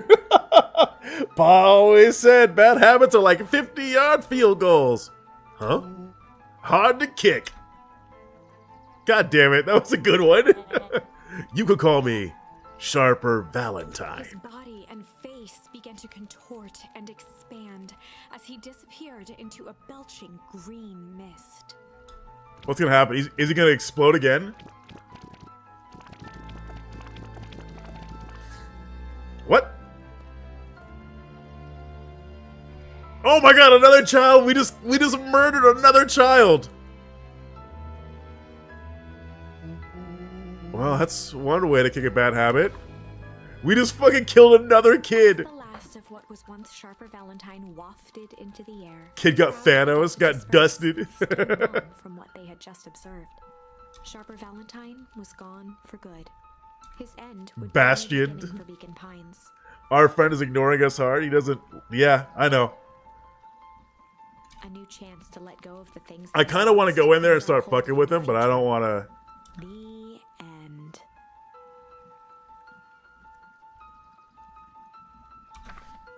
Well, I'd be lying if I said that wasn't a bit gratifying. He got fucking changed into If that ash. feels to you like a good note to end on, I won't stand in your way. Not the best note to stand on. We should probably... We're gonna change our arc word. We're gonna do the same word they've been saying this entire game. Change. I feel like this is the right one. Granted, I don't mind the kid just exploding into a bunch of confetti or ash. I feel like it's a good ending. But this might be the golden ending. A little change. Like, pocket change? Your unlucky penny! Yep, I plopped it in the vial when no one was looking. What's it gonna do? No idea. That's the beauty of science. Now we observe. You can call me Sharper Valentine. His body and face began to contort and expand as he disappeared into a belching green mist. Local teacher says he wouldn't mind kids exploding in confetti or ash. I'm only a teacher for the next week. I'm only a teacher for the next week. Wait. Holy crap, he's a baby? Yeah, but he's still Sharper, right? What he was no longer matters. It's a baby? He's a straight up baby. This is an innocent child. I apologize for all the harm my father has called you. Eris awkwardly cradled the squirming child. She looked to her brother, her voice shaking with uncertainty. Augustus, what do Valentines always do? What must be done? I'll hurry home and prepare a crib for young Sharper. I dash the baby upon the rocks. Is my answer. Dash the small devil child who wanted a mortal life across the rocks. That would be a great help. Thank you. She looked back down at the infant with equal parts kindness and terror in her eyes. Now we can raise Hitler to not be Hitler. With a shake of her head, Eris addressed Cancel the Raptor again? stern Why? scowl. Okay, everyone. The show is over. You may leave now. Oh boy. Epilogue. Oh. Okay, we got the epilogue. Valentine's coldest summer on record came and went without much fanfare. Wanting to bash kids against rocks? No. Dash them against the rocks. Folks shared what they had, none were left wanting. The new school year Communism. was ushered in by the falling leaves of autumn. After everything Luca, Rollo, and That sounds like communism right here. middle school was bearable. The chill of winter didn't seem to bother people much. Wait, Rollo shouldn't be in school at all. Rollo is a straight up adult. In their hearts. When spring arrived, farmers planted their crops with a sense of joy and optimism. Rollo's a motherfucking adult The now. first day of summer came again.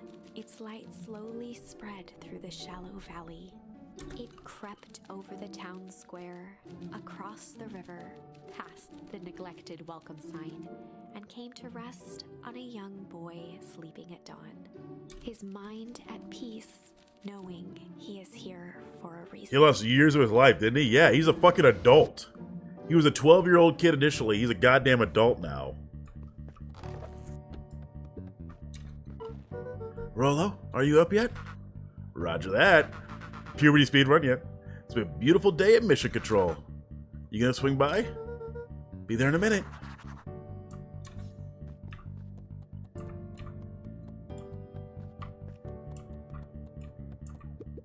Over time, Eleanor began moving Walt's old things out of the closet and into storage. Eleanor had moved back into her bedroom, and now that she wasn't sneaking out late, she even slept there most nights. Yeah, Gran is back. Back where she belongs. Oh, I was gonna open the door. Mom, I'm ready to go now. You go without me. I'll meet you there. I got a batch of jam to finish. It's funny. I was trying to make a jam as a way to send messages without anyone noticing. But now, I enjoy it. You know what you won't enjoy? This. Enjoy this, Gran.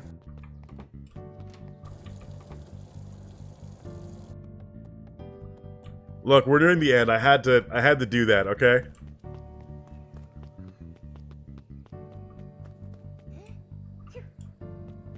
Bullying elders? Yep. Oh. They moved the grave.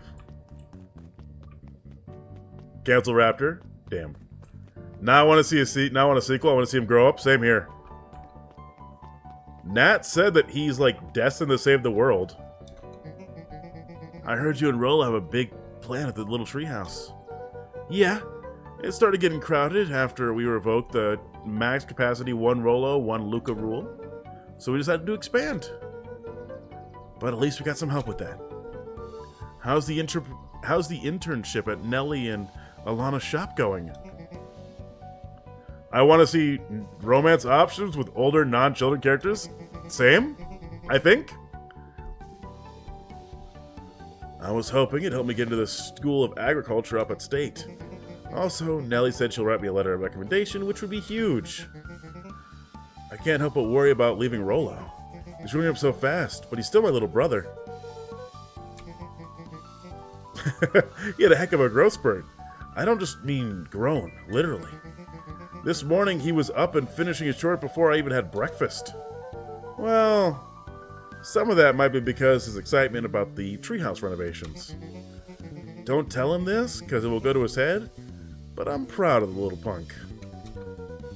I'm sure he feels the same way, but he's just too dang proud to tell you. I know.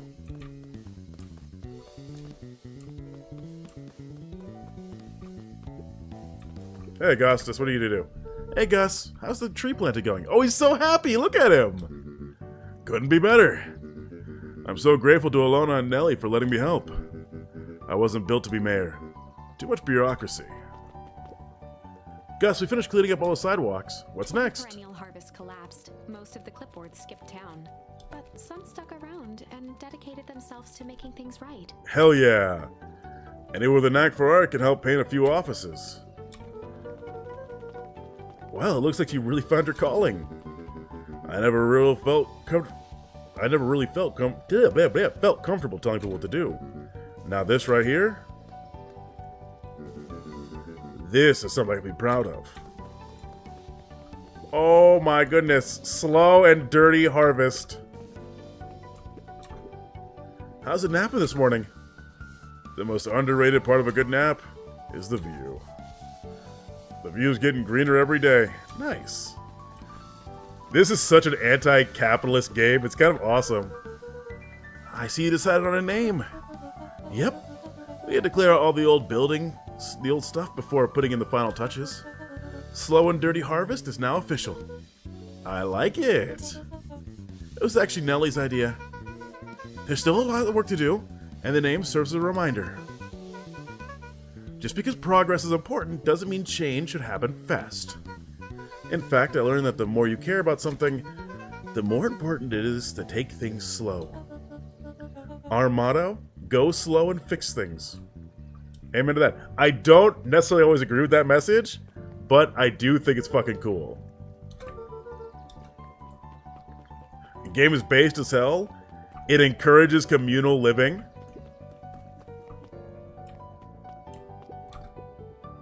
Looking at this, I managed to reel in an actual fish this morning.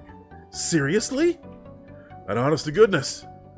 Flip-flopping, swim-swamming fish. I don't think I've ever actually caught an actual fish in here. Been at least 7 years since I caught one. I'd say it's a good omen. What did you do with the fish? Oh, I released it back in the ponds. The motto is directly... Oh, you're right! Oh my god, you're right, Vandeel! Thank you for giving me that reminder. Go fast and break things. You are absolutely correct. Oh.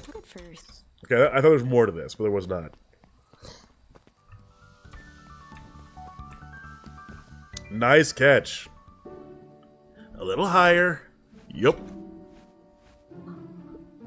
A little lower. Yup. Little higher. Yup. I'm telling ya, the angle ain't the issue. We need more power to the radio. Luca, there you are. Would you tell him it's not the angle? Hey, I'm not in charge of the antenna redesign.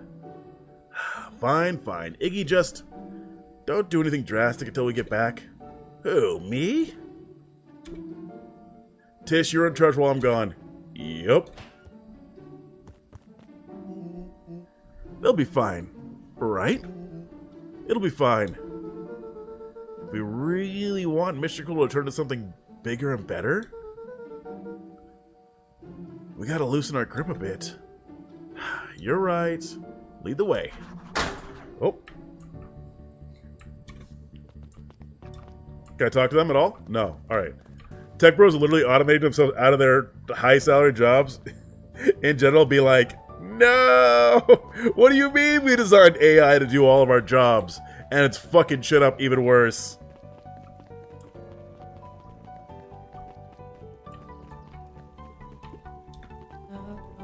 Young Mr. Van Horn. How's little Sharper doing? Young Sharper seems to be enjoying nature more than I. So we do a lot of strolling these days. Has he, attempted to crawl out of his crib and plot world domination? Yeah? Thankfully, no. I spoke at length with Dr. Modwell, and she feels that Sharper's infant mind was not developed enough to retain his previous memories. Get fucked, Sharper. Get fucked. Get fucked, Sharper. Get sent back to infancy. Lose your entire fucking disposition. For all intents and purposes, the child is unmolded clay. Haha, Muddy Printer goes brrr. Let's hope he's a little nicer the second time around. That's the objective, yes. But really, all I can do is try and hope. 2 activities I'm endeavoring to find less distasteful. Well, I think you're doing a great job. The whole town is already helping out whoever we can. I can't wait to teach him to throw a baseball. Eris did her best to ignore the tears welling in her eyes. That would be acceptable. I've seen so many discussions of people trying to get into AI that they can eventually train AI to do their job, and I'm like, you're paying all this money to go to school just to give your future job away on a silver platter to a corpo. Yep. Absolutely. What's today's news that needs knowing? I'll give you tomorrow's headline today. Our old friend, Patrick C. Montesquieu, aka William Kerr, just performed a stirring rendition of The Iceman Cometh at the State Correctional Facility. I hear there wasn't a dry eye in the house. Well, I guess he has plenty of time to work on his craft. It takes a village to raise not Hitler. He looked at his friend with a thankful smile. After everything that could go wrong, everything that did go wrong, we made it. The end. Closing her eyes, Miss Hatch took a deep, relaxing breath.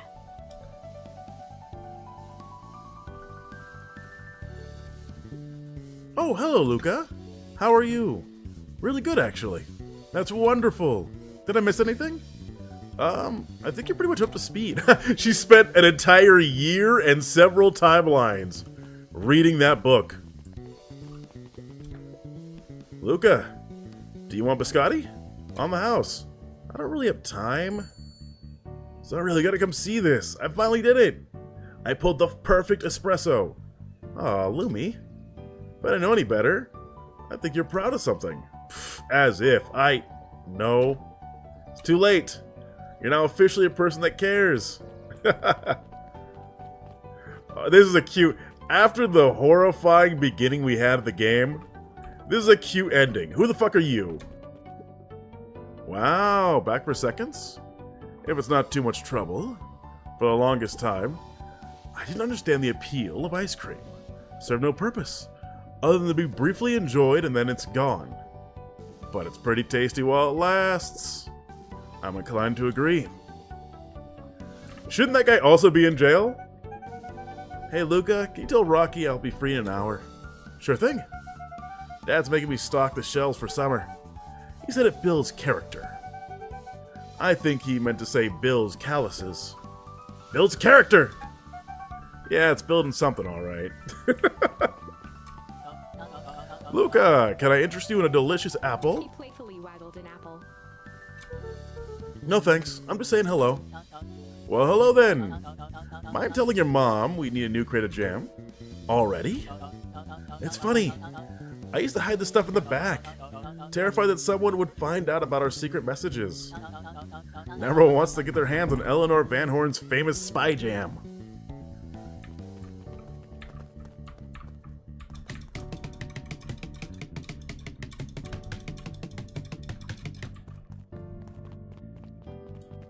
Oh man. I'm laughing at the line, it takes a village to raise not Hitler, which is true and good and based. I'm glad you swung by. More follow-up questions for your story? Nope, I got everything I needed. That's a giant watermelon and I slapped the fuck out of it. Thanks again for that. I sent a draft of the story to a reporter in Capital City, and they offered me an internship. Of course they did. You're an amazing reporter. I don't know about all that.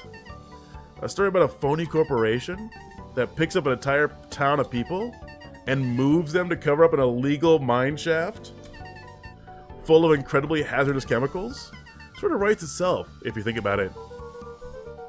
Just don't forget us when you become a fancy big city reporter. Capital City isn't that far away. I'm gonna have to come back and check in.